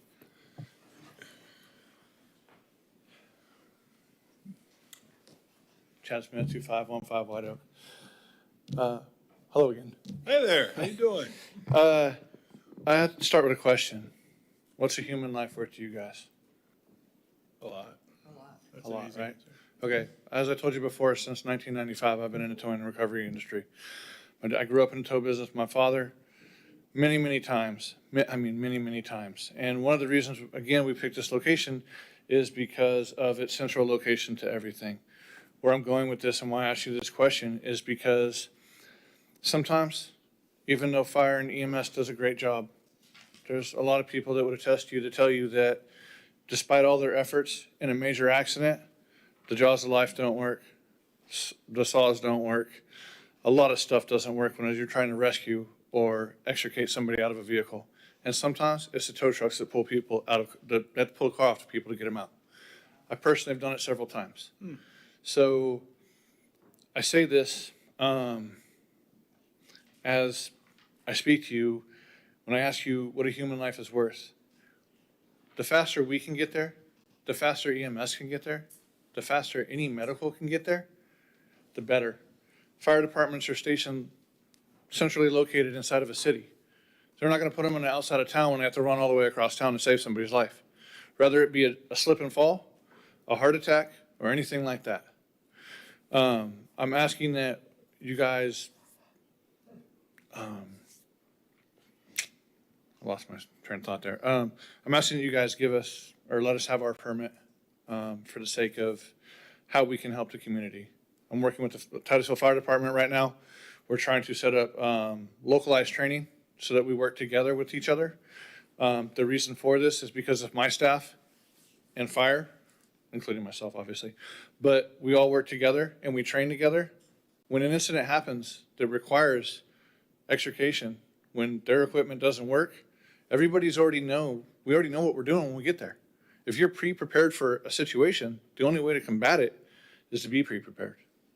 You execute it a lot faster, everybody's on the same page, and hopefully we save lives. Across my career, I've saved many lives. I stop at accidents all the time.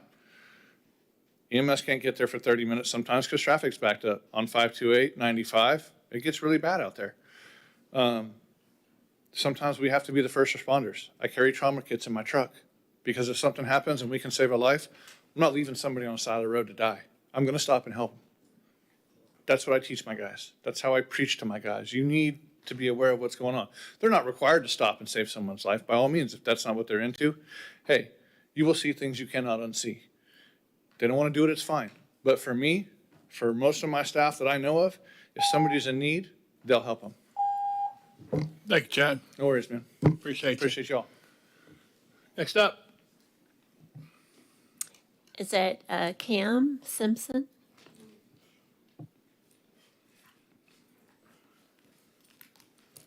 Good evening, everybody. I'm Cam Simpson. Hey, Cam. I reside at 375 North Christmas Hill Road, right in front of the airport. I'm a driver for the company, and as you see, the passionate people that we are, from the owners, Rose, Chad, Dakota, and then now me and Rock here, we are pretty much like family now, right? Like Chad said, we're pretty much part of the, emergency response team, whether people want to see it or not. If you think about it, tow truck drivers are looked at, in a bad light most of the time, typically they're taking people cars or doing weird things like that. Okay, that's just a part of the job, right? But the beneficial part is us being able to help people, and that's what we've been trying to do to change the game.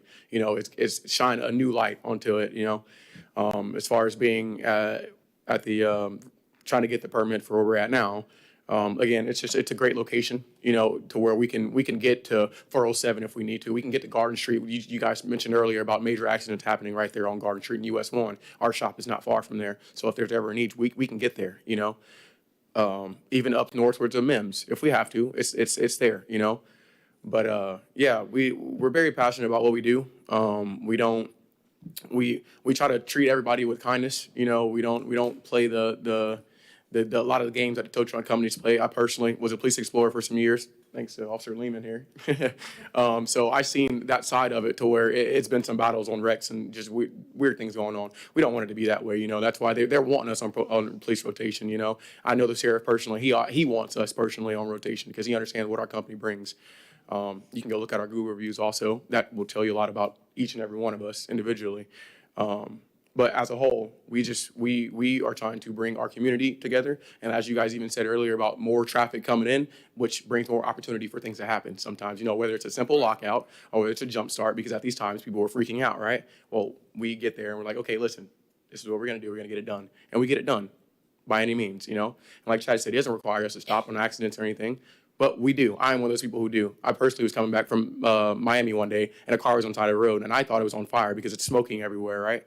I stopped my truck, put on my lights, and I got out and went and ran and helped, So I just say that to say, that's our character. That's who we are. And that's what we are trying to bring to the city and show people a different face, and just help out where we can. That's really where it's at. And that's pretty much all I have Well, I to say. appreciate it. That's good stuff to hear. Really is. Appreciate it. Next up. All right. I'd say applicant, but I think that's what we've been hearing. So applicant can come back up if they wish. Okay, good. Thank you. Member Nelson? Move to approve conditional use permit application number 3, 2024, 1210 South Hopkins Avenue. I Go Now roadside towing with the condition of a chain link fence with the opaque covering around the vehicle area. Yeah, that. Second. Do you have a I motion? did that right? Brad's looking at me like, That's correct. I've lost it. We good? Chain link fence with covering material Right. around vehicle storage area. Right. Okay. Okay, I have a motion from Member Nelson. I have a second from Member Cole. Roll call vote. Member Nelson? Yes. Mayor Diesel? Yes. Vice Mayor Robinson? Yes. Member Stokel? Yes. Member Cole? Motion passes. And with that, time to go to the bathroom. I was hoping, just what you know, I've been holding on just so you guys can get out of here.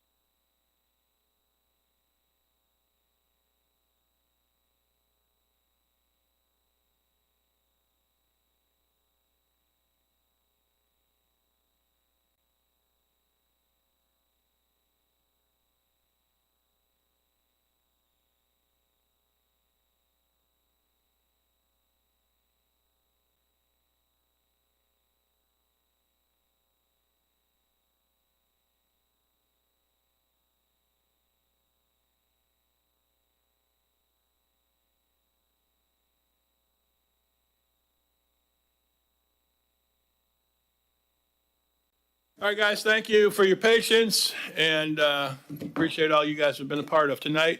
We're back in session. City Manager. We are on old business. This is 11A, advisability of naming of Kirk Point Riverfront Park. In 2005, the city purchased property as part of the city's riverfront acquisition plan. As part of that purchase, the city agreed to designate and name the area as Kirk Point. The property encompasses the north half of what is now known as Kirk Point Riverfront Park. Since that purchase, the entire park has been referred to by the city as Kirk Point Riverfront Park. Educational signs have been in place at the park that refer to the park as Kirk Point Riverfront Park. This item was originally heard by City Council on 14 May 2024 with no action taken by Council. At the 28 May 2024 meeting, Council approved reconsidering this item. Staff's here to answer questions that you may have on this, as well as the city attorney. Staff, any summary on that, or are we just questionings today? No, sir. Anybody have any questions about this at this point? Okay. I'd like to, Member Nelson.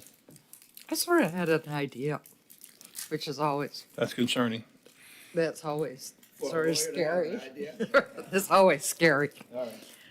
So when I looked at the award of the contract, it was Riverfront Park Observation Deck when we did the consent agenda.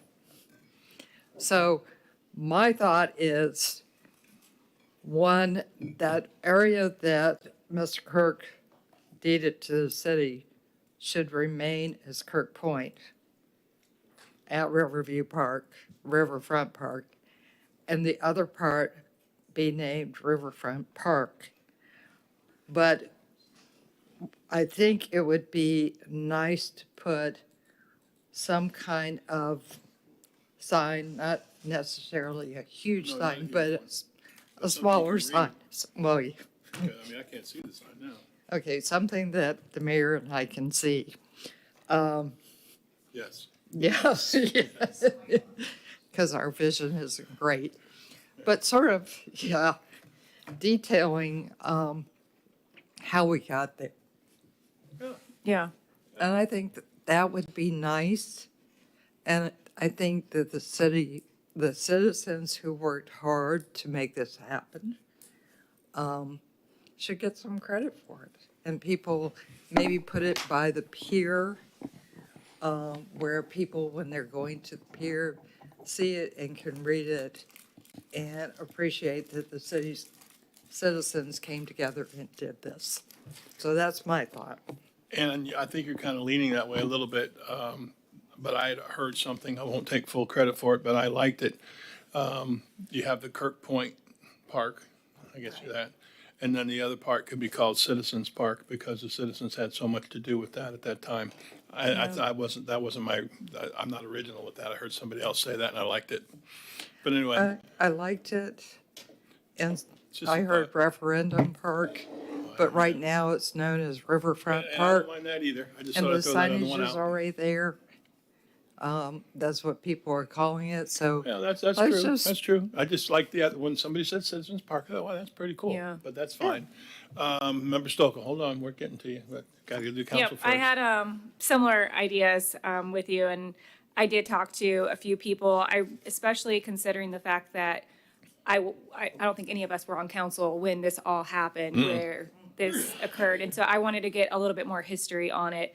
I too heard the idea of Citizens Park, and I really actually liked that because I feel like what happened during that time was a significant push Citizens to- movement. Yeah. Yes. I agree. I don't think it was something that was easy. I think it took a lot of time and effort. And so having it named Citizens Park and people would be like, oh, why is it called that? And then having maybe some kind of history or informational thing. Citizens were responsible for that. Correct. And I think, and that's not even to discredit the Kirk Point piece, because I think I was thinking back too, because I want to say when we had the sign go up for Bob during that time, when some of us were on council, I think he was very appreciative of that section being dedicated to him. So Yes. I don't think that there was this Yes. big, oh, I'm expecting to get the whole No. park from him. He seemed, because I started thinking back. I know it's been a while, Remember the but excitement right there? and he's not over yes, there. yes. And I think that he was very happy with what we did at that time. He was. So I don't think it would be dishonoring to him at all. And I think it would show like what he's done and then also what the citizens have done as well. I think this could be a win-win. Yeah, yep. Member Nelson. And I'm just going to say, usually I see Laura at the YMCA. I also see Jesse Kirk at the YMCA. And I will say I floated it past her, and she expressed that she would love to be here, but this is the second anniversary of his death. Mm. And she was like, Almost I can't appropriate, huh? deal with it. So. Yes, okay. Anything else from council? Call a card and make sure it's Laura Ward, clerk. Yes, sir, 2 cards. Laura Ward.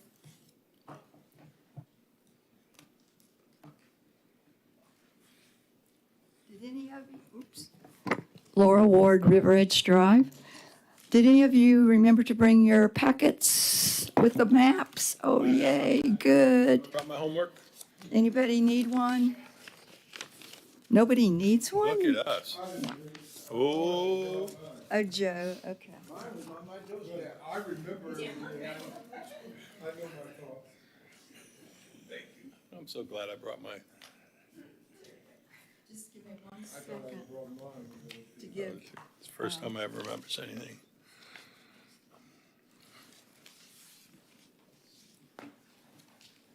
What, Laura, could you give one to the clerk? We'll need to give one to the clerk. Okay. Okay, great, thanks. Can I give you one when we're done? Okay. So thank you for giving me a second bite at the apple. I really appreciate it. Thank you for being here and all the work you've done.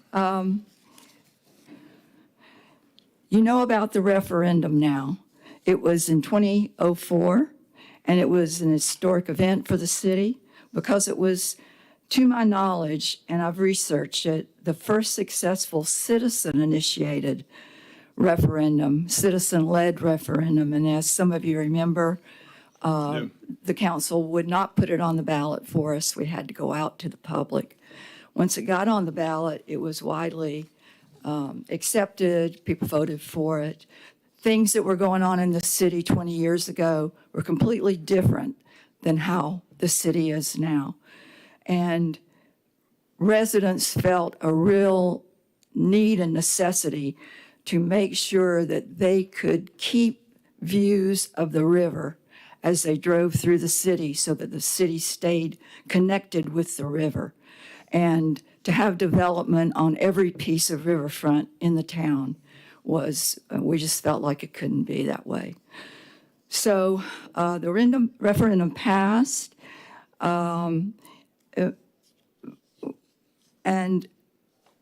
the park that you see today is not, it was acquired in 2 purchases, and the 2 purchases were over a year and a half apart. So the contractual sales requirement to name the property that was acquired from Roger Molitor and Bob Kirk's LLC only applied to 4 lots at the north end of the park. Your introduction from the staff says it's half the park. That's not correct. And I'm talking about uplands. There's a large submerged land component to this park, but submerged land today is basically worthless. The property appraiser values it at $100 an acre. In 2004, that was a different story. But we're talking about what we can use, and the 4 lots that were acquired from Mr. Kirk and Mr. Molitor is 0.71 acres. It's not even 3/4 of an acre. It represents approximately 25% of the park, 28 to be precise, and it's not half the park. So And because I'm excluding the submerged land when I'm talking about this. And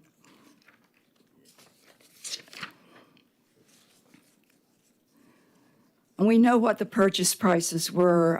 That was in my packet. The 4 lots were acquired for $995,000, but the big piece from Mr. Kodzie was $5 million. And for 14 or 15 years, the park was referred to as Riverfront Park. But sometime around 2016, 2017, I started to hear the staff calling it Kirk Point. So I'm the one that came in 2018 and asked you to go ahead and designate that north area that Mr. Kirk had sold the city, go ahead and designate that Kirk Point as was required while Bob was still alive, and that's what you did. But somehow the rest of the idea was that would be designated Kirk Point, that north end, and then the council would give the entire park another name, like Citizens Park or an appropriate name. But that kind of never happened. And so over time now, they're starting to call it Kirk Point Park again. And that's why I'm back in to ask you to not forget the fact of the history of that referendum and the citizens that made it happen and paid for it. And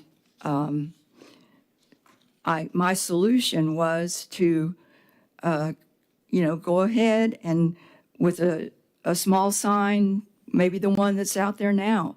It's not that big, and the Kirk Point part of it is small. And that could be put up at the north end where that trail goes up, and you get to see something as you walk up the trail to draw you up to look at it, because the north end kind of doesn't have much going on up there. And then we could have a park name. I liked Riverfront Park because the referendum was called the Riverfront Referendum, but your other names are not bad, so you'll have to decide that yourself. But the overall park should have a entry park sign, nothing huge that you have to take care of, just a typical thing that you can see from the road, hopefully, and that would have maybe the history of the referendum and how this all occurred and why it's such it's really a historical thing as far as I'm concerned. Yes. And just so, and I think that would satisfy the interests of Mr. Kirk and the residents if you would do it that way. And just so people that don't know, there were 2 purchases of consequence that came out of the referendum. One was that beautiful linear park that, you can see the river just as you drive by. You have time to look out and see the river. It was really a wonderful acquisition. And then there's another very large 3-acre parcel on the river across from the mall. It's right at the end of Harrison Street. If you extended Harrison Street, it would run right across it. And that's another piece of public property that in the future, I'm sure, that we'll have a really good use for. So, and Laura Lee will come in and tell you how we can use the submerged land for a grass farm for the manatees. Oysters or something. Okay, well, thank you very much for letting me take your time. Thank you for putting the time in here and back in 2004 and explaining it so very, very well with your passion. I appreciate that. Another card? Yes, Tony Schifolo.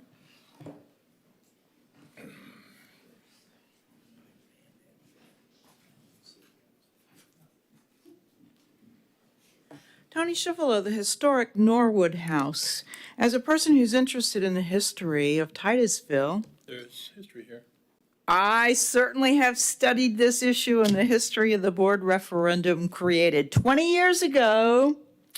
How significant. Led by the Citizens Committee formed to research and purchase the riverfront property. That referendum and the committee's work created most of the city-owned undeveloped property along the river, permitting viewing windows. Isn't that a nice idea? Viewing windows for all to enjoy the views of the Indian River Lagoon. Riverfront Park is a result of that referendum and the committee's hard work. It should be named Riverfront Park. However, the name of the park has become confused over the intervening years, and it's become an issue that a simple signage could alleviate. The provision in the sales contract to have the Kirk name turns out to only refer to only those 4 lots at the top of the park, and that's under 25% of the total area.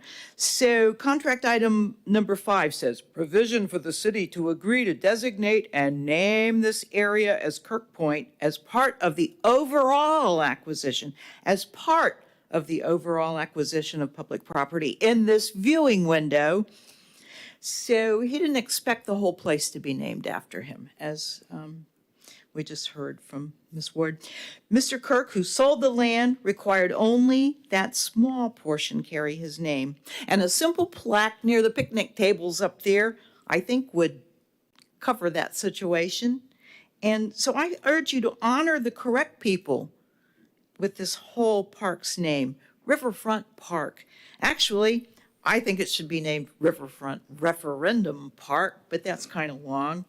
So just change the sign at the observation deck to reflect the real history, and that this park was bought with public money and as a result of public action. And now, 20 years later, we're talking about that same kind of public action again. Wow, I didn't even know that when I first brought it up. Look what history learning, a little bit of learning will do for you. You know, it just opens whole worlds. And I have a whole new appreciation for that Riverfront Park. Yeah, I agree. Same. And I think Ms. St. Ange's idea to plant some trees there is a good idea because it, as Ms. Ward said, there's not much going on up there in Kirk Point at Riverside Park. Thank you. Thank you. No other cards? Yeah, I think we have a win-win here. I think we have kind of all spoken a little bit and said that. I'm fine with whatever you end up naming it. What is it, waterfront? Riverfront? Riverfront? I thought when that person told me Citizens Park, I thought, that's pretty cool. I can go with that, but if it's already being called that, maybe just stay with that. But I agree, everybody has said it. We do our part and what we've planned on doing back in 18, I guess it was. Honor Bob Kirk with the proper honor of naming it Kirk Point, and then the other part you name Riverfront Park. Riverfront Park. And that was a riverfront referendum. So that sort of makes sense. Put a referendum bridge up or something? No. Yeah. Anyway, so that's where I'm at. Member Nelson, I'm assuming that's where you're at. That's where I'm at. I guess you could kind of put a motion out there and think and see, unless there's You people guys want want a to say motion? something more. Vice Mayor. No, I am in total agreement. I don't know what, it's kind of a, you ever heard somebody say that no-brainer? Yeah, it's no brainer. It's just a no-brainer, it's just the right thing to do. Get it done. When you have a win-win, it's a no-brainer. I think we've all said that out there. Let's get her that, done. They agree That's with. it. So, Member Nelson, we'll let you go with this. Do you want a motion? I would say. Yeah. Yeah. Say please. Yeah. So make it official. The motion would be to name the south part of that park Riverfront Park and place a small sign, plaque, plaque / slide. Signage, let's say signage. Recounting the origins of the Riverfront referendum in 2004 and how we got there. Sort of Second. a little bit of the history of the referendum. That's right. Yeah. That's right. So if I could have you look at the sign that's currently out there, it's the last page of your packet. So I think we did it when we created that sign, and there was a few of you that were on council at the time, tried to show what you were viewing. So you could see, and it describes it. And as Ms. Ward said, there is a portion there that says this was dedicated to Mr. Kirk. So I would suggest that a similar sign be in place that describes the acquisition of the property and how we got there with it. Yeah. So is in this, similar fashion, so that the signs are kind of. this is at the south end, Yes, ma'am. correct? But I think that, you know, as you suggested, an educational sign, I think the education of that sign that has Mr. Kirk's dedication on it does educate about what you're looking at. Yep, I like it. And perhaps we could, on the south side sign, talk about how it was acquired. That would be I agree. Without, Yeah. in we've got some pretty creative people to put it together, but I just want council's view of, would that be appropriate? The size of the sign and then that kind of verbiage in there. I think so. I think so. How big is this sign that's on the last page? It's not that big. No, It really not isn't. very big. 8 inches. Yeah, about like that. That would be great. Yeah. Okay. So can I, Hold on, Member Stoker. I don't really need that to be a part of the motion, but I was trying to get some feedback from We you. got a little bit of a visual, that's all. But before you do that, Member Stoker. Yep, and I just want to clarify, so when we say this will be the official name of that, does that include getting one of those bigger signs that are on some, like the Manzo part? We've talked to staff about it, and I'll tell you, there's not room in that area to actually put what you see in the county signs. Okay. And especially during rocket launches and other events, that park is one of the first ones to fill up. And so we actually surveyed to try to find out where we'd be able to put one. And our fear is if we put one out there, it's going to get run over or damaged because people have a tendency not to really pay attention to things like that and or they're not familiar with it. There is a line of coquina rock along there to keep people from penetrating beyond that. And that's where we have all the underground storage. We could look at doing it in that area, but I think, you know, where the county park signs are would be in the parking area that's currently there. And I don't really want to go there with that if we could. So do we have a spot where we would have the sign for Riverfront and in addition, the history? Do you feel like? Well, it was suggested by Ms. Ward to perhaps move Mr. Kirk's an observation sign. And I'm not sure, we'd have to look at the angles to make sure that what you're seeing, you know, Okay. the educational portion it's still there. Okay. And then I think when we redo the observation deck with the FEMA funds, perhaps that we could put that on the south side, close to the observation deck. Or keep Mr. Kirk's sign on one side, the educational sign on the other. It's up to you guys. Okay, so I think my second will still stand. I think we have it figured out.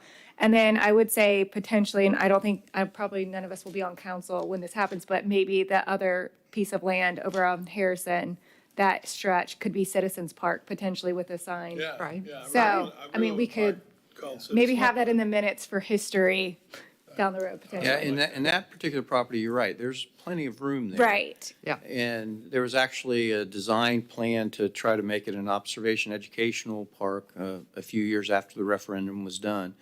So we could revisit that to see where that plan is at. Okay. And we haven't been able to afford to execute that. It's on the unfunded list, but you're right, that would be another Yeah. option. Okay. Come back to the microphone, please. Yes, ma'am. I just want to be sure that I understand because this is what happened in 2018. Is the park going to be referred to in documents on maps as Riverfront Park with Kirk Point at Riverfront Park? Is that how we're going to do it? Because I'm concerned about, that's what brought me in the first place, is all of a sudden it's being called Kirk Point. see, to me, that's the way it should be. Riverfront, Kirk Yeah, Point Riverfront. at Riverfront Park. Right. And the park is Riverfront Park, and the point is Kirk Point. That's true. Now, what they call it? Yeah. That's what it should have been all along. I mean, that kind of gets into, and I see this all the time, but it just depends on how people take it because Florida State football field, for example, Doak Campbell Stadium, Bobby Bowden Field. You know, it was Doak Campbell Stadium longer than anything else. And then obviously, for obvious reasons, they named Bobby Bowden Field. I think most people still call it Doak Campbell. I don't know what they'll do with that. I'm concerned about what the city, Well, I think it's going to staff be one of those does. things that, what are the people going to call it? That's what it's Riverfront Park is If what they're we've gonna been call it that, calling that's it. what it's going to be. And then maybe you look over here and say, well, there's Kirk Point. It's all, No, I mean, if you look on the website, the park is referred to as Kirk Point Park. And that just, it needs to be changed to what Riverfront Park is. If you're referring to, well, it definitely is the bigger part. Well, when you looked at 8H on our agenda, it is called Riverfront Park. well, can we agree that's what it's going to be? As we go forward with I don't want signage? to. I don't want to be the one that wiped out Bob Kirk's name out No. there. I want it to And be. of course still not, part I'm of the it. one that brought him in. So, well, if you're watching this right now, it almost looks like we're saying, well, we were going to make sure we No, don't get it called Kirk Point. And it is Kirk Point. That's the part. That's Kirk right. Point. At The park Riverfront itself Park. Probably is called Riverfront. Well, to me, Thank you, Vice Mayor. Well, we can do that, but the bottom line is, people are going to call it, again, the Doak Campbell Stadium, so. Yeah.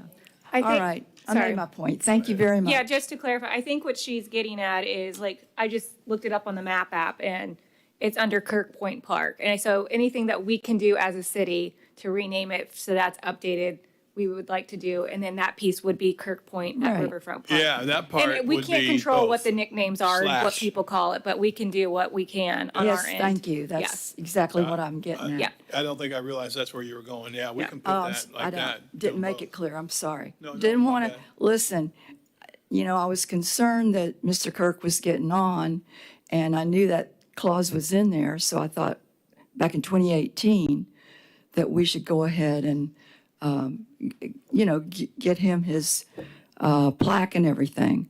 So you did. He came in and he was, He was very excited. I'll never Yeah. forget that. Thank you so much, Lauren. All right, let's try to finalize this thing. Just a clarification on your motion now, so what are we naming it? Kirk Point at Riverfront Park. part is Kirk Point at Riverfront Park. So when we put, like Ms. Ward suggested, when we put it on the website and we put it in documents, what do you want it to say? Kirk Point / Riverfront Park. I think that's the only way you can do it and get a win-win. Riverfront Park. I mean, documents, one thing, people will call it something different, I'm sure. Would Can it be separated Point at into two? Riverfront Park Yeah, work? sure, because it is. It's really a point that's at the park. Yeah, Riverfront. Kirk Point at Riverfront Park, would that Yes. work? There Okay. you go. Kirk Point at Riverfront Park. So if, Hey. so if we could have that motion? You're gonna make that motion now? And then, I'm not making part of the that- motion, but we will get a sign and make an agenda item to have you review the sign and get a Perfect. location for the sign. That's my, are important. It's that's my substantive. motion. There it is. Thank you. Member Nelson made the motion. Second is who? Member Stokel has a second. Roll call vote. She's over there trying to figure out what we just said. I am going to refer to the minutes, but I have that baseline. Mayor Diesel, Yes. Vice Mayor Robinson, Yes. Member Stokel, Yes. Member Cole, Member Nelson. It's nice to have a win-win. That was nice. And Bob Kirk will continue to be remembered, and the park will be Riverfront Park. Thank you guys very much. Appreciate it.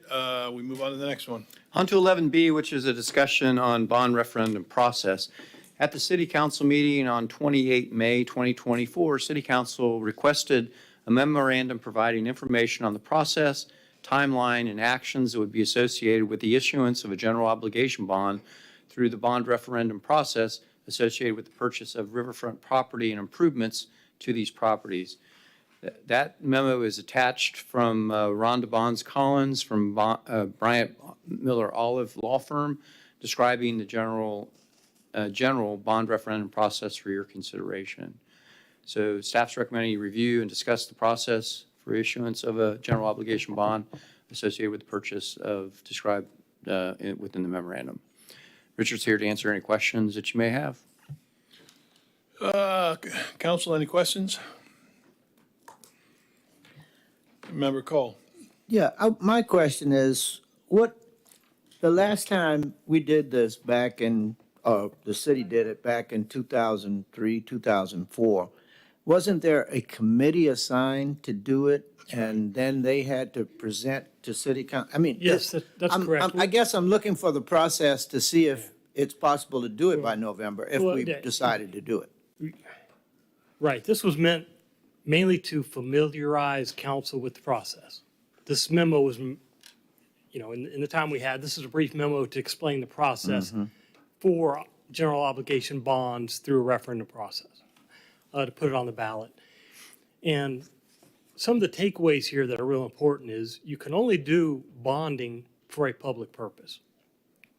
So you're right, about 20 years ago when they were doing this, council created a committee, and each one had a member that they designated. And this committee went to look at properties to acquire as part of the referendum. They had viewing windows, they came up with the public purpose, and they looked at values, because when you're gonna do a referendum, you have to have a dollar amount.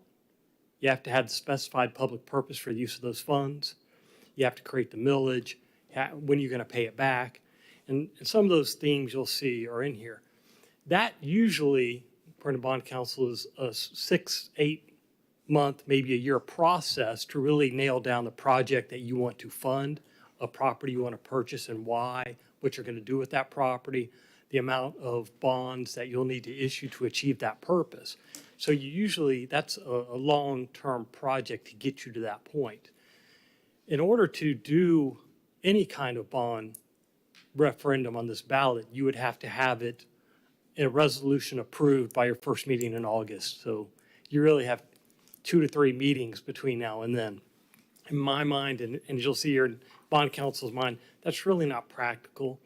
But we wanted to explain to you the process. So if you're thinking in the future of moving forward with doing a bond referendum, the things you would need to consider. And they do recommend maybe that sort of process where you have a committee look at it. Maybe you want to do you can only do bonds for a capital project. So let's say you wanted to develop one of your sites. Okay, well, you could decide what kind of capital project you want to do on that site. What would it cost? And do some fact finding, and then move forward potentially with a bond to achieve that purpose if you don't have the money in your budget. Or if you wanted to purchase a property, okay, what property? So that way you can identify the amount of bonds that you would need to do. Because remember, that contributes to your millage as well. So you're taxing your citizens each year to pay for that. So this was, if you have any questions, but that's the general process.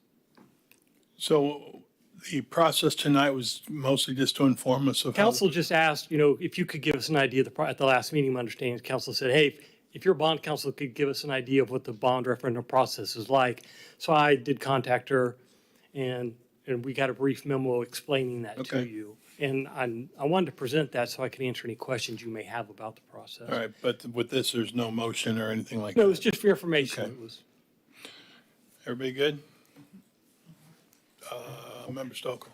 Yep. I was just going to say, this was, I think, based on our last meeting, and I appreciate the information. Personally, I feel like I don't want to rush and try to get something, I feel like, on the ballot this cycle. Seeing this process, this is, to me, is like the first step in us potentially planning out something thoughtful that we potentially would want to do and get on the ballot, or have, essentially. And so I think, again, this is the first step, but if the question or discussion is, okay, now let's do this, this, and this to try to, I feel like that to me would be a little bit rushed and maybe not give us the result that we would want. And so if we do something, I want it to be well thought out and very specific personally. I think that we all kind of leaned that way and just wanted to hear a little more. Meaning the last meeting, we were kind of feeling like, gosh, that's really a great idea, but this is June. And quite honestly, folks, the next time we meet will be after 4th of July. And so that being said, we're in a slow down summer area. It makes it difficult. So I think we totally agree with that. We like it. We want to use it, but the timing is not enough right now. Member Nelson? I agree with Sarah. I think it's something that we really need to think about, deliberate, In committee, like he said. and, come up with a committee. I would like, my personal thought is that we may need something to deal with stormwater, to deal with flooding in the city. And so that's sort of my direction. But I don't want to rush into it. I want to see. I don't think we can. But we're supposed to get a stormwater master plan. I think it is. Kevin's going to do the presentation to us. So I really want to make sure that we know we have specific goals before we rush into it. So. Member Cole? Also, I guess I'm asking this in the form of a question. Wouldn't we have to do something like this for City Hall and a public safety building that we're talking about? That's correct. Those two, we presented to City Council the estimated cost, and that's in year-ago dollars. The City Hall replacement was $60 million. The public safety complex was $48 million, and the Public Works facility is roughly $30 million. That's a lot of money, but, I think we should look at it overall, and then maybe we can prioritize how we want to do it. But I think if we're going to take a look at one aspect of it, we should look at the overall aspect of everything that we want on our wish list and then work it out from that. Yeah, in addition, each budget year, staff prepares the unfunded requirements list, which is currently at $14.5 million. We were able to get some of the mid-year adjustments to that. In addition, we added 3 additional miles of road resurfacing. So yes, we do have a lot of things out there. Probably the most pressing of facilities, if you've never toured the Public Works facility, I would suggest that you might see what conditions our workers are currently at. And also the public safety complex, the police station will be probably purchased in the next 5 to 6 years. So we will have to find a place to put our police headquarters. Okay. City Manager, we ready? Yes, sir. If there's no further discussion. I see none. I submitted a card. Oh, I'm sorry. Sorry. Did mail it? No, did we have a card over there? I'm sure we did. Yes, sir. There were 3 cards submitted. Well, we messed that up, didn't we? 3 cards, please. Yeah, that's right. We were discussing. That's right. I know what happened. We didn't have the vote and all that stuff, and that's how I got. Yeah. This is the first one we didn't vote on. Right. And sir, well, before you call the cards. Yep. Go ahead. Anybody want to make a motion? No. So we need a motion to go to 11 o'clock. Move to go to 11 o'clock. Second. Got a motion and a second. All those in favor say yes. Yes. Opposed? All right, to 11 o'clock. Go ahead and call the cards. Yes, Kay St. Ange. Thank you, Kay. My apologies. I thought you said you sent me a card. No. I can do that. That was good, wasn't it? Maryland Avenue, Kay St. Ange. Tonight was the first time I've heard the story of the 2004 referendum to purchase riverfront properties. I like that story about the efforts of citizens 20 years ago. So I wish to commend City Council for considering TEC's recommendation for a bond referendum for the purchase of additional undeveloped parcels along the lagoon and the maintenance of these parcels. We are indeed fortunate to be able to view the lagoon while driving along US 1. Purchasing these small parcels would help guarantee this privilege for years to come. Council might also consider a half-cent sales tax for a broader set of environmental projects to include not only the purchase of riverfront properties and their improvement and maintenance, but also the establishment of stormwater pond parks to reduce damaging freshwater stormwater runoff into the lagoon. And yes, we will have more of that as we keep developing. These parks could resemble the popular chain of Lakes Park, with paths, benches, and picnic tables along the stormwater ponds. A sales tax might be a little less detrimental to low-income residents than a property tax increase, as sales tax is not applied to groceries. Either way, I'm happy to pay my share to benefit the environment and the quality of life in Titusville. The important thing is for council to seek funding for these riverfront parcels and environmental projects one way or another at the appropriate time. Thank you. Thank you so much. Next up. Yes, Tony Shipolo.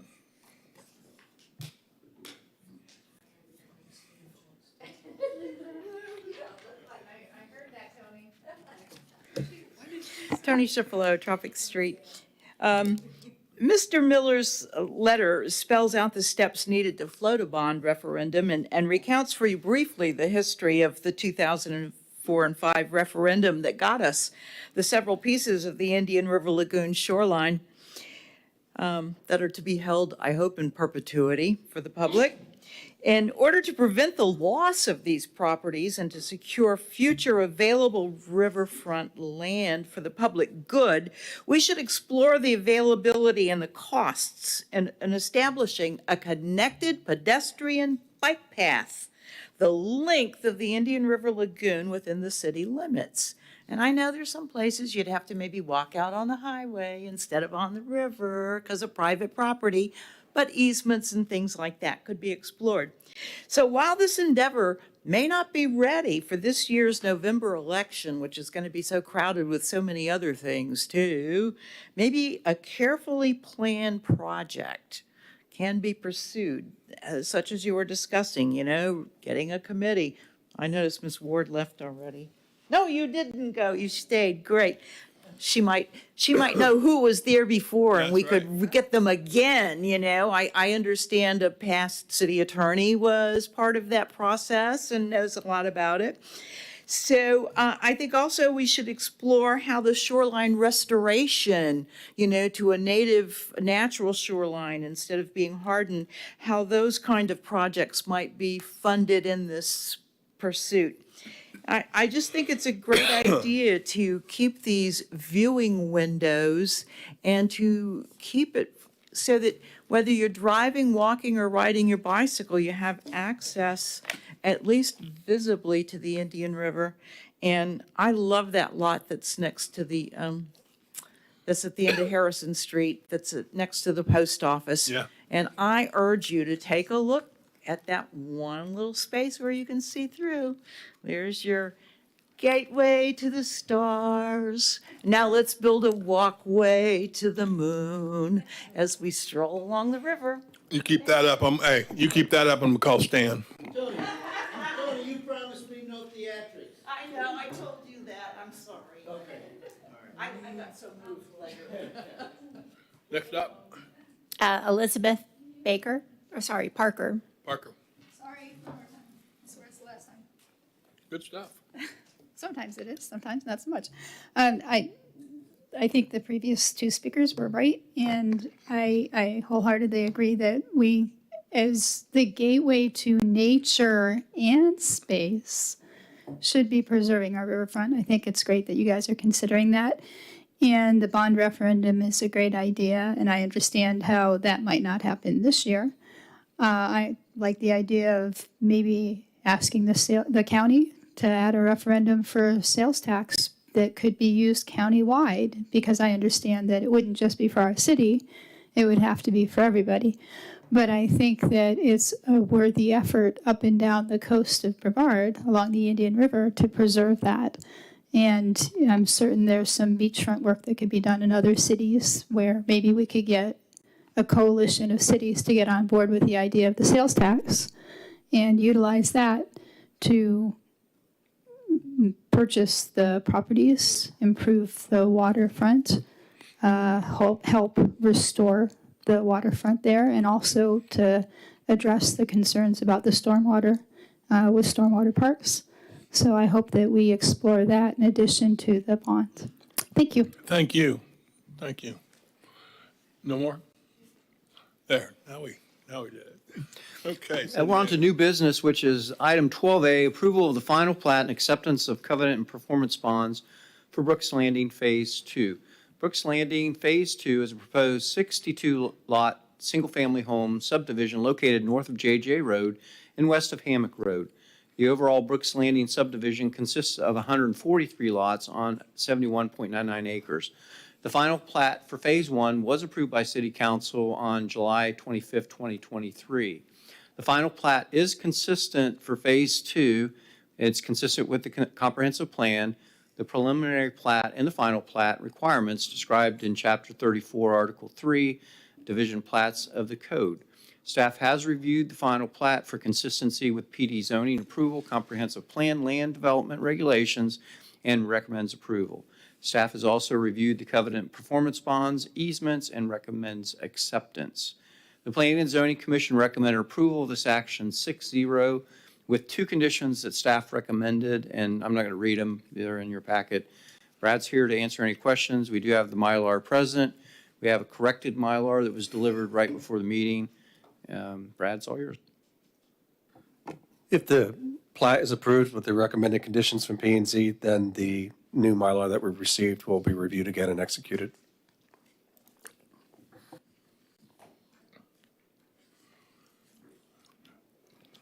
Any questions, council?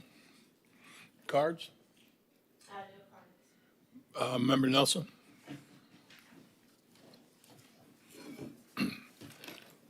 Move to approve the final plat and acceptance of covenants and performance bond for Brooks Landing Phase 2. Second. Got a motion, second, roll call vote. Does that include, I'm sorry, the conditions the P&Z recommended? With the conditions. Thank you. Yes. Second holds. There are two conditions. Both conditions, second holds. Now roll call vote. Vice Mayor Robinson? Yes. Member Stokel? Yes. Member Cole? Yes. Member Nelson? Yes. Mayor Diesel? Yes, passes unanimously. City Manager. On to 12B, which is advisability for synthetic plants and artificial turf. In 2023 and 2024, the Board of Adjustment and Appeals approved several variances to allow synthetic grass on single-family residential lots. The board recommended that staff evaluate the landscaping code to align synthetic vegetation with low water, neat, and maintenance intent for the purposes of the code. Staff is requesting you to approve advisability to have us evaluate the use of synthetic or artificial turf in lawns and propose an amendment to the land development regulations where applicable. Direction might be to provide clarity on the existing code regulation or expand the use of landscaping with criteria. Brad's here to help explain this for your discussion. I'm just going to point you to the page 849 and 850. We provided some background about the issues that we just kind of did a little bit of research ahead of this advisability about this topic. And there's a lot of information out there about why it's not a good idea to allow it. But we looked at a lot of communities, and they do allow a limited amount of artificial vegetation in some form with criteria. On page 851 of your packet, we've included excerpts on that page and the subsequent pages from our current code, and we believe there's not a real clear picture of what's really allowed. So we want to come to you and ask you for some permission to go forward and come up with an ordinance that clarifies how synthetic vegetation can be used in some limited way. We looked at some communities and they said things along the lines of can't be used in front yards, can be only used and can't even be used in public rights of way. If it's going to be used, it must have, if it's going to be used in limited areas on a single family lot or on a commercial lot, for example, can't be viewed. I mean, there's a lot of different criteria, standards we saw in a lot of communities. More importantly, though, we found criteria that provides, well, these are the standards that you must adhere to that we will only accept if synthetic vegetation is going to be utilized in a landscape plan of any sort. And that's what we don't have in our code. So we have several variances. One was brought before the Board of Adjustment last year. We've processed a couple more earlier this year, and we have 2 more cases going before the board soon, all in the same subdivision. Some of them partly coming out of a code enforcement case. Excuse me. The issue that we've been finding is that if these are going to go forward before the Board of Adjustment because of an interpretation that staff is making that they're prohibited, because you see on page I'll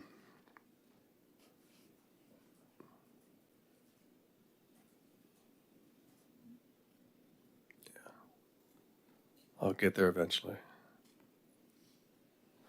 Page 852 of your packet, you'll see a lot of the staff in the past have been relying on that particular paragraph. I've got shaded there.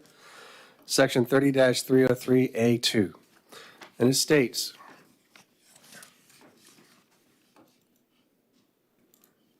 I know that's the wrong one.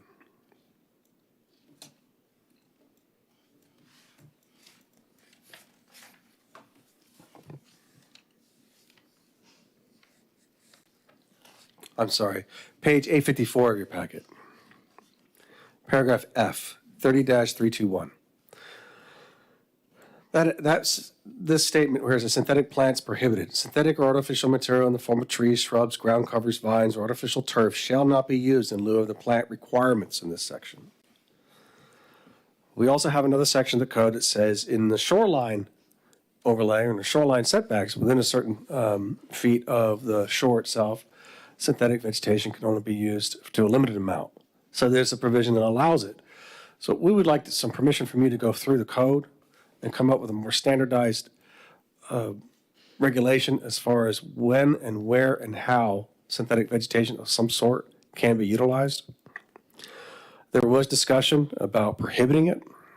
There are limited communities that I've noticed that prohibit it, but I'd like to look deeper to see how they do that, if that is something you want us to do, to explore. I find that to be, I think the internal discussions, we find it to be a little difficult because some of the examples of variances, for example, we've been dealing with is that it provided some limited areas of their backyards or side yards, for example, where they want to provide some artificial turf, but it's not the full front yard or full yard. And I think the board has been lenient on that. But now we have some cases coming forward where it's a full front yard, which may encroach into what's required as far as required landscaping. So if we have some standards of placement, type, location, and manufacturing details, that would be really helpful. We currently have manufacturing details for pervious pavement in our code, and that is really helpful. But right now, some of these variances we've been processing, we don't have anything. And so we rely on the applicant. Will provide us something that helps us understand how much percolation and what the percolation rate is on some of these materials, just to make sure they're not violating any pervious requirements or impervious requirements on the lot in any particular area of the city. So that I'll try and answer any questions you have. Member Nelson. I gotta say, after reading your memo talking about the problems with synthetic turf, the heat island, temperatures as high as 160 degrees, destroying microbes in the soil, minimizing stormwater infiltration necessary to recharge the aquifer, removing unlike natural gas, which removes nutrients from stormwater, this doesn't do anything. I'm just not real crazy about artificial turf, period. It was a very good memo. It really, before I was sort of like, well, maybe in a limited area might be good. But looking at this, I'm like, I don't really see why we would want to use it. Member Stokel. Yep. No, I appreciate the memo as well. I think the reason that this came before us was because BAA kept getting requests where it was, I think, a little bit unclear to them. And so I think that's kind of what happened. And then I think for me, I just would like a little bit more information. I would like the advisability to staff to go back and kind of give us some more information.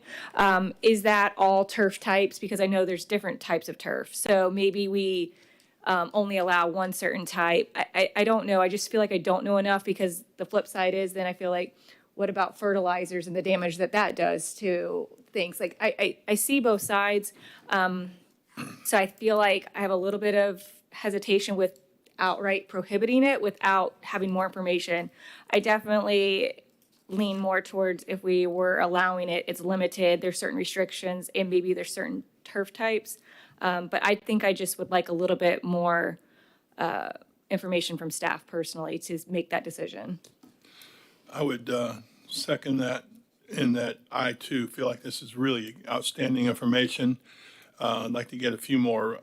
For one thing, I was telling city manager, if you go to Las Vegas, that area over there, where they don't really have grass because it doesn't rain, they've got gravel out there, and I saw some when I was out there that had parts that were artificial turf. Never did I see a full yard that was artificial turf, but there were, maybe up closer to the porch, artificial turf, followed by some landscaping and then some cactus and this and that. So I don't want to totally rule it out. I don't think any of us are saying, hey, let's do this and get rid of grass. I don't think we're saying that, but I would like to see if there's some possibilities. My next door neighbor, for example, has a swimming pool, and he's getting ready to put some artificial turf around the edge of the concrete, because he said, first of all, the pool water kills the grass. He said, so it makes sense to have the option to put something like that there. Of course, you could put gravel or something else, but I think he's, going to try to do it right and see what happens. But I'm not leaning any way hard. I am trying to stay environmental, and certainly plastic is not the same as grass, but I think there may be some landscaping places for it. So I too want to hear more. Vice Mayor? Yeah, all I have to give is, in consideration that you come up with advisability, consider health dangers, maximum size, location, and things that keep into consideration that you have to look at it different from a business perspective versus a private resident perspective. And never, never, ever do it just to eliminate natural growing grass. Absolutely. Those are my 5 or 6. Member Cole? Well, I agree that we have to almost look at it individually, because a lot of people are using it within their yards for pool enclosures, because the water can permeate through the artificial grass. If they put down the tile or the blocks, the water doesn't permeate that. So I too agree with everything everyone has said as far as we have to. Well, I don't think we need to completely limit it. I would hate to see it in somebody's front yard. Yeah, I mean, definitely not. But on a back patio where they may have a pool or something like that, I don't think that's a problem. And I like what the mayor said about, somebody said about limiting the size that you use, that it can't be too much. but I don't think you can completely exclude it. Vice Mayor, you back? No, Okay. I just didn't ever go. All right. That's a bad thing. Don't go. Call cards, please. Yes, sir. There's two cards. Tony Schifolo.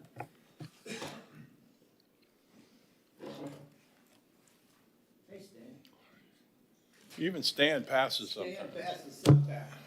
I'll pass the next topic. Cephalotropic Street. I say rule it out entirely. I read the attached code and I find the references that are scattered throughout to be redundant in the prohibition of artificial turf and plastic plants, shrubs, grasses, and trees. I didn't see too much allowing it. And if any tinkering is needed to make this prohibition clear, then make it a mandatory, expected, and required ban on petroleum-based fake plant life. Do you remember the public derision and the humiliation the CRA got when they proposed hanging baskets of plastic plants to beautify the downtown? We all even kind of laughed in here. Don't allow parts of the city to become the laughing stock and the shame of polluting the Indian River Lagoon because we're allowing plastic turf. The letter, the memo that y'all have, the scientists pointed out some really good reasons not to allow artificial plastic that will degenerate in the sun and the extreme heat of Florida in our area. And it's not actually going to allow the water to sink through if they put it over a hardened surface, which you pack it down and then you put it, it's like carpeting. Anyway, I digress. In the code is often mentioned that it's encouraged, I was surprised by this, there's a lot of encouragement to use native plants. And I was really pleased with that. But I would like to see that we would try to consider incentivizing developers to use native plants instead of any kind of plastic landscaping. I don't see why there's any reason to expand its use, as option number 2 was, to allow it to expand its use in landscaping criteria. I would want to limit it as much as possible. There is that one place, though, that Bond place on US 1 heading north that has all those fake flowers in the, do y'all know what the place I'm talking about? No. They have a flower bed that goes, it's a Bale and Bond place. Oh. And they have those fake flowers, but they change them. Have you noticed? Seasonally, they change the color scheme. I didn't notice that. Now, no, but I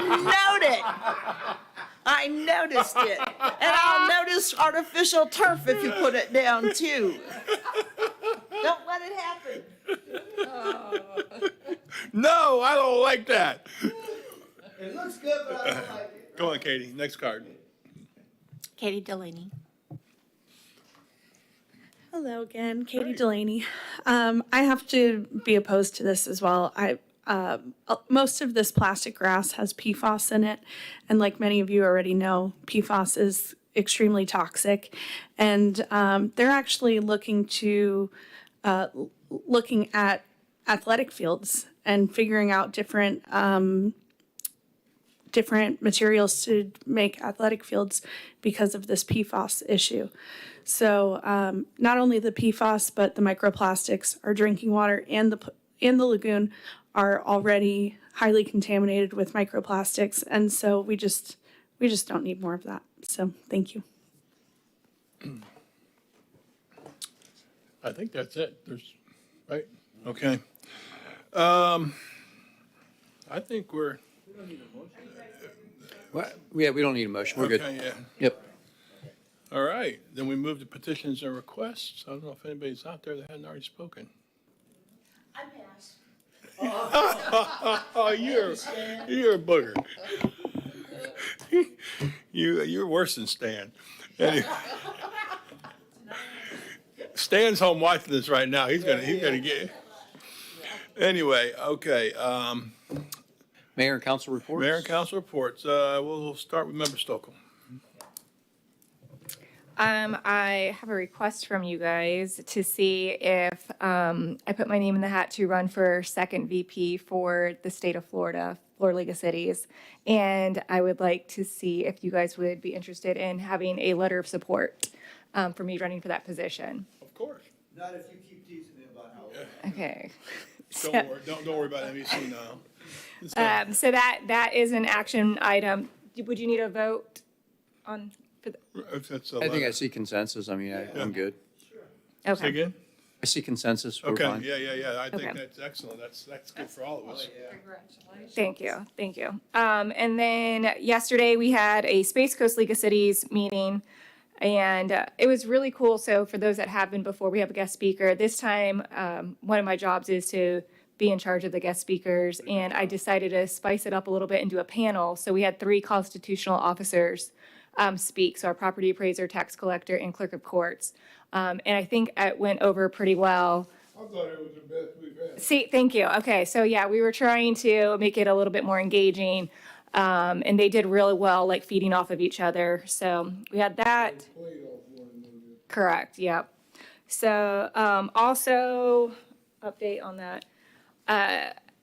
Breaking news, I'm sure we all got the email from city manager that Form 6 and the judge ruling on that. So if you have not completed your Form 6 yet by the deadline of July 1st, you might want to hold off on it.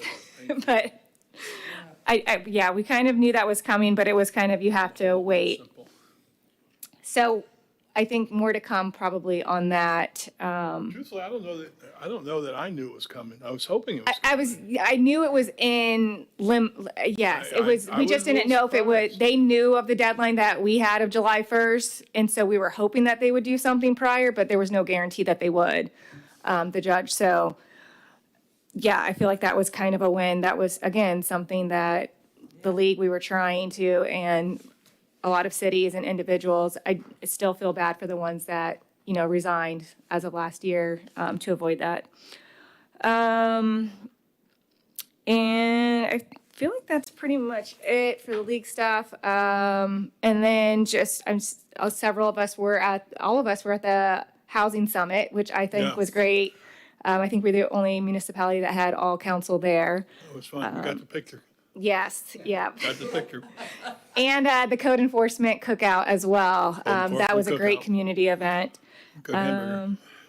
Yep, and I think that's all I have. I would say, to add to your comment, that those guys that did resign, I think that they also can take some credit for movement. It gave an exclamation point that this is serious. So my hat's off to them for taking that move. It's difficult. Vice Mayor. Oh, she named everything that I've done. All right. All right, go by. Member Cole. Member Cole's gonna pass. Ooh, I don't want us to have to make a Make another motion. between 11 o'clock. Member Nelson. I have a serious one. So last meeting, we talked about Royal Oak and supporting Royal Oak, or the citizens of Royal Oak who want to acquire the golf course for a stormwater park. And as I'm thinking about it, you have somebody who has a contract on it, who's doing a development plan. And when we sit down and consider this, we're supposed to consider it as really neutral, we're not picking sides. We're looking at what the evidence is in front of us and making some decisions. So I think I need some clarification when we say we're going to support them. What are we saying? Are we saying, is staff just, if they come in and say, hey, I got a question, do we answer it? Or I would have a problem if we were saying to staff, go out and help them, because I think it's totally inappropriate for us. And I think it could lead to some problems in the future that we might not want to have. City Attorney. Yeah, I recall the conversation and that pointed out that it was under contract. And of course, the discussion at that point was, well, of course it's under contract. We're not going to have anything to do with that. We don't interfere in that process.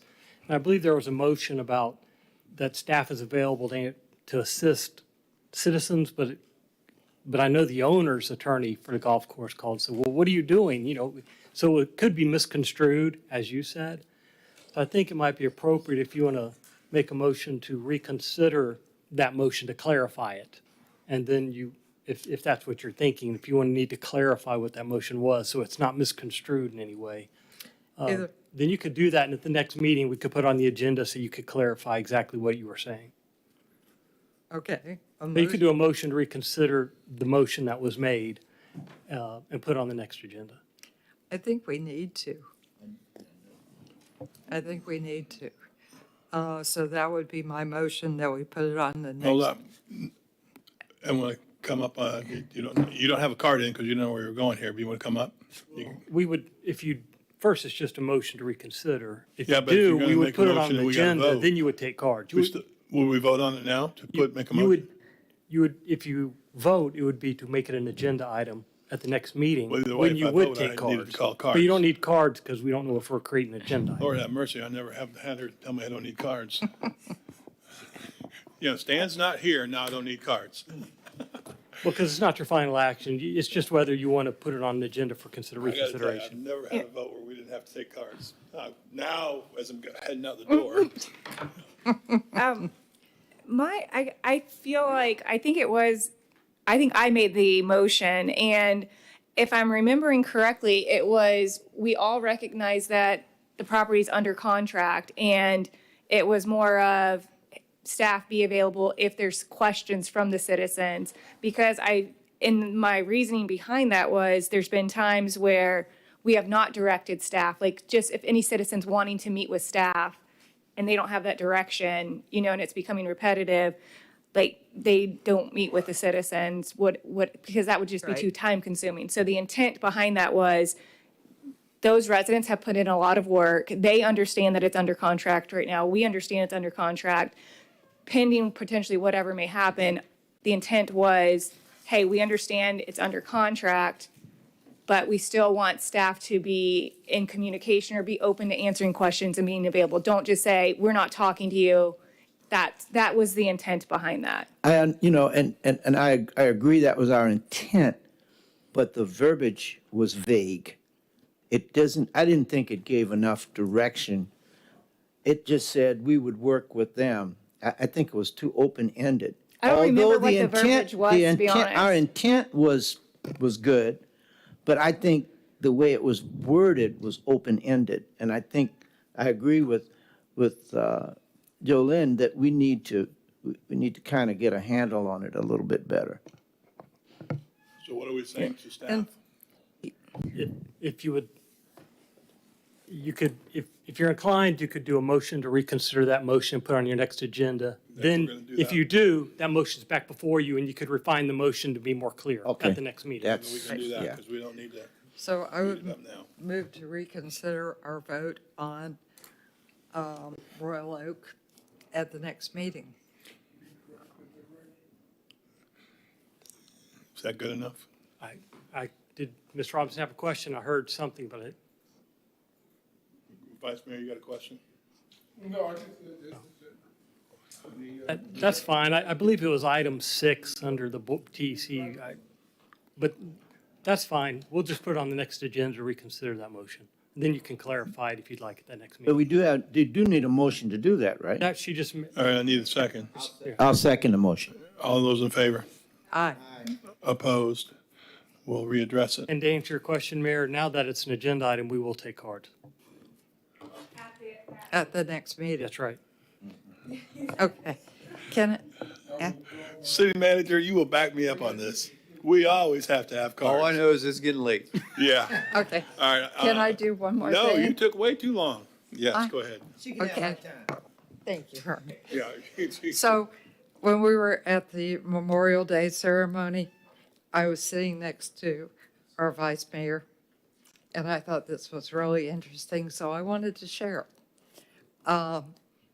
Somebody among us up here went to the Antarctic with a gentleman by the name of Jacques Cousteau to study climate change. And I asked him how Mr. Cousteau was, because, we've all seen him on Yeah. TV. He's fantastic. Well, And he said, well, I was low man on the totem pole at that point.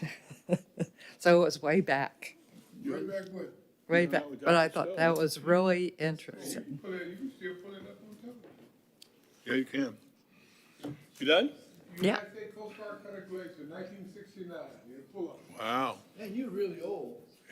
Anyway. 1969. All right, real quick, I'm the last one. I was blessed on Saturday morning, 1:30 in the morning, to go to the honor flight. Did you do it? I did go. Oh, that's cool. And went down there, and it was just awesome, just inspiring. We had, I think it said 6 Korean War veterans and Wow. about 35 Vietnam veterans.